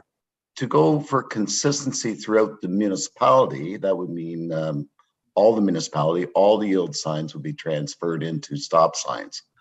You might have a little more respect for a stop sign at those locations, but we would probably do an analysis maybe in-house that we wouldn't have to go like I would say to a consultant. Okay, yeah. I definitely review that with CAO first too. Okay, so then I would, at this point, then I think we should make a request that we ask staff to come back with a report and a recommendation of how to handle these intersections. And then at that point, they can either suggest switching them all to stop signs or whatever the report tells us. But can I get a mover and a seconder requesting a report like that? Moved by the Deputy Mayor, second by Councillor McClellan. And so that is for staff to bring back a report with recommendations on how to address some concerned intersections. I'll leave it at that, Barry. And you can fill out the report, and if it needs to be expanded on, we can talk about it at that time. Go ahead. And I hope you're not expecting it for the next meeting. No. I would be looking for No. probably a budgetary item actually too. Okay. Just for your information, thank you. Yeah, no, I wouldn't, and that's a good point. We did not put a timeline line on it. I wouldn't expect it for next meeting, but I would certainly hope that we would have it later this fall, because I suspect if we're going to be doing something, we'd like to be putting signs up whenever the ground is good enough to start putting signs up in the spring. Councillor Chartrand. Yes, I've had a number of calls now, 3 more additional, and I don't know if Brad or Jessica has had them concerning large farming operations and this charge for their garbage, their small garbage bin. Oh, okay, Councillor Chartrand, I'm going to come back to you instantly. I already got a mover and a seconder, but I did not take a vote. All those in favor of requesting the report, and that carries. Okay, go ahead. Carry on, Councillor Chartrand. So I don't know if there's going to be, I know we already had 1 delegation from a large farming operation. These last 3 that I have had calls on, they're major chicken farmers that currently spend anywhere from $600 to $700 a month to have their garbage removed, because some of it is, what do you want to call it? Special garbage, whatever. Bio waste. But yeah, bio waste. And they're still concerned that they'll never ever use that little tiny bin that we're charging them $110 a month. Don't know if they're going to come back as a delegation in the future, but I just thought I would make you aware of it, that it's starting to get more, especially in the Tucker Smith rural area, where they never did have garbage containers before to begin with. And they never really put their garbage out by the road before with garbage tags, because they always use their own containers, right? Right. So this is all something new. So it might get more heated in the future. I just thought I'd make you aware of it. Yeah, no, and appreciate those comments. And I suspect that come spring, we're going to get some other comments. And I can't tell you for sure whether council will decide to make any kind of a change to the bylaw as it is written right now. I've had people in town when I explained to them the fact that we made it consistent across the entire municipality of Huron East, where each ward is treated the same. They did appreciate that fact. Their question was, they really wanted to know how much more it would cost to do weekly, because their concern is that although the bin may be fine for 2 people in a household, it was the same comment we've heard in the past. If you've got a young family, you've got a lot of disposable diapers, things like that. They're worried about whether that's going to be sufficient or not. But they, at least all the people that I talked to, they were more than willing to wait till spring and see if things worked out well or not. And with the understanding that council could always do an update to the bylaw. So I'm getting the same feedback so far. People who were complaining about them before, so far, they seem to be working out, and a couple of them had got the medium size. But the farmers feel they're never going to use them, and they feel that they're subsidizing other people for their garbage when they don't even want to, use it, right? Yeah, no, But- I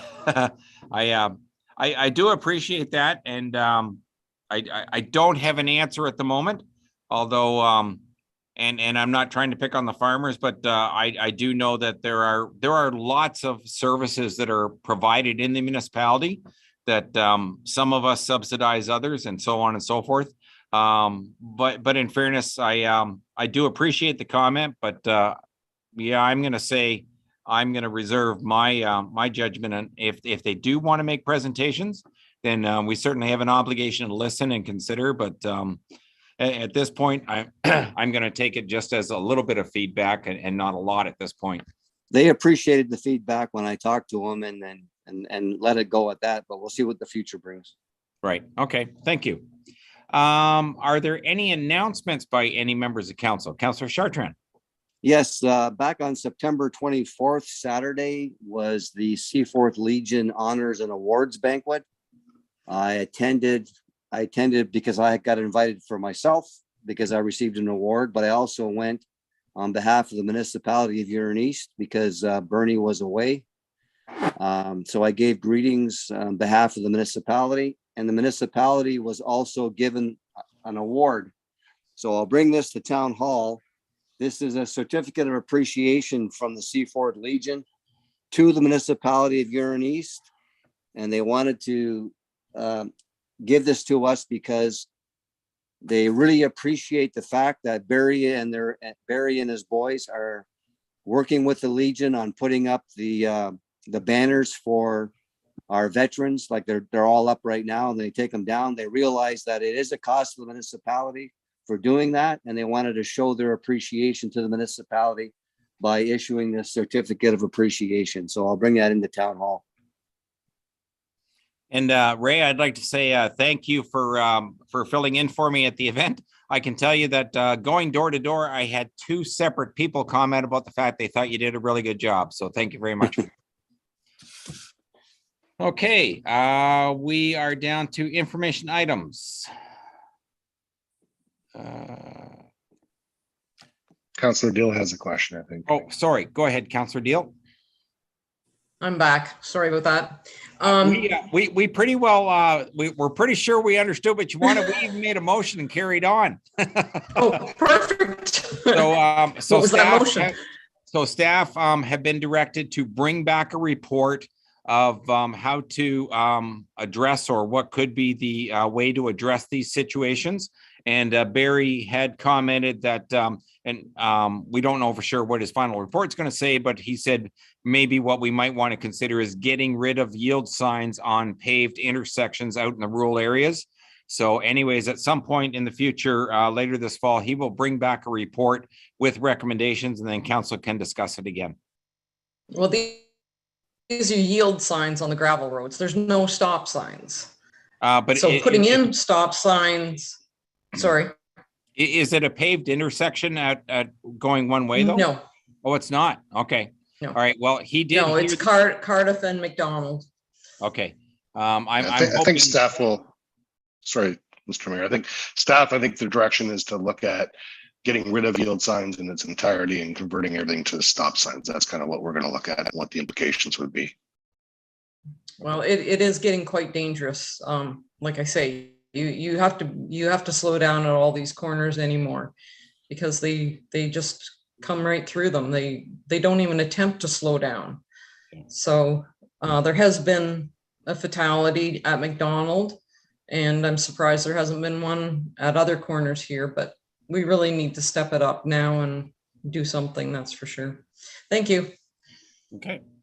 Can I get a mover and a seconder for item 14, please?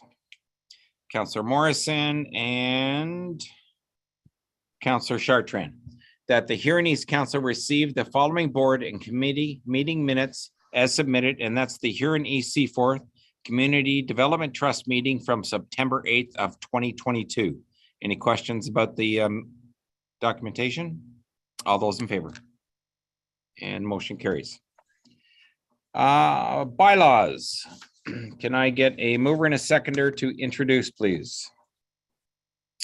Moved by Councillor McClellan, second by Councillor Dalton, that be it hereby resolved that leave be given to introduce bylaws 80, 81, 82, 83, 84, and 85 for 2022. Bylaw 80, a bylaw to amend bylaw 70 of 2017 and to appoint a community emergency management coordinator. Bylaw 81, a bylaw to authorize the memorandum of agreement with the Huron East Seaforth Community Development Trust for a transfer of land. Bylaw 82, a bylaw to exempt certain lands from part lot control 255 Albert Street, Brussels. Bylaw 83, a bylaw to adopt a genera update amendment to the Huron East official plan. I hope I pronounced that right. Bylaw 84, a bylaw to amend zoning bylaw 52 of 2006. Bylaw 85, confirm council proceedings. All those in favor? And motion carries. Can I get a mover and a seconder for bylaw 80? Moved by Councillor On, second by Councillor Wilby, that be it hereby resolved that bylaw 80, a bylaw to amend bylaw 70 of 2017 and to appoint a community emergency management coordinator be given final readings and signed by the mayor and the clerk, and the seal of the corporation be affixed thereto. All those in favor? And motion carries. Mover and a seconder for bylaw 81. Councillor Morrison, Deputy Mayor, that be it hereby resolved that bylaw 81, a bylaw to authorize the memorandum of agreement with the Huron East Seaforth Community Development Trust for a transfer of land be given first, second, third, and final readings and signed by the mayor and the clerk, and the seal of the corporation be affixed thereto. All those in favor? And motion carries. Mover and a seconder for bylaw 82. Councillor On, Councillor Morrison, that be it hereby resolved that bylaw 82, a bylaw to exempt certain lands from part lot control 255 Albert Street, Brussels, be given first, second, third, and final readings, signed by the mayor and the clerk, and the seal of the corporation be affixed thereto. All those in favor? And motion carries. Bylaw 83. Councillor Steffler, Councillor Morrison, that be it hereby resolved that bylaw 83, a bylaw to adopt a genera update amendment to the Huron East official plan be given first, second, third, and final readings and signed by the mayor and the clerk, and the seal of the corporation be affixed thereto. All those in favor? And motion carries. Bylaw 84. Councillor Morrison and Councillor Deal, that be it hereby resolved that bylaw 84, a bylaw to amend zoning bylaw 52 be given first, second, third, and final readings, signed by the mayor and the clerk, and the seal of the corporation be affixed thereto. All those in favor? And motion carries. Can I get, what's this? We have a closed session. Yes, we do. Can I get a mover and a seconder to go into closed session? Moved by Councillor Chartrand, second by Councillor Deal, the council of the municipality of Huron East pursuant to section 239, paragraph 2 of the municipal act adjourn the regular meeting of council at 9:17 p.m. to go into closed session to discuss the following.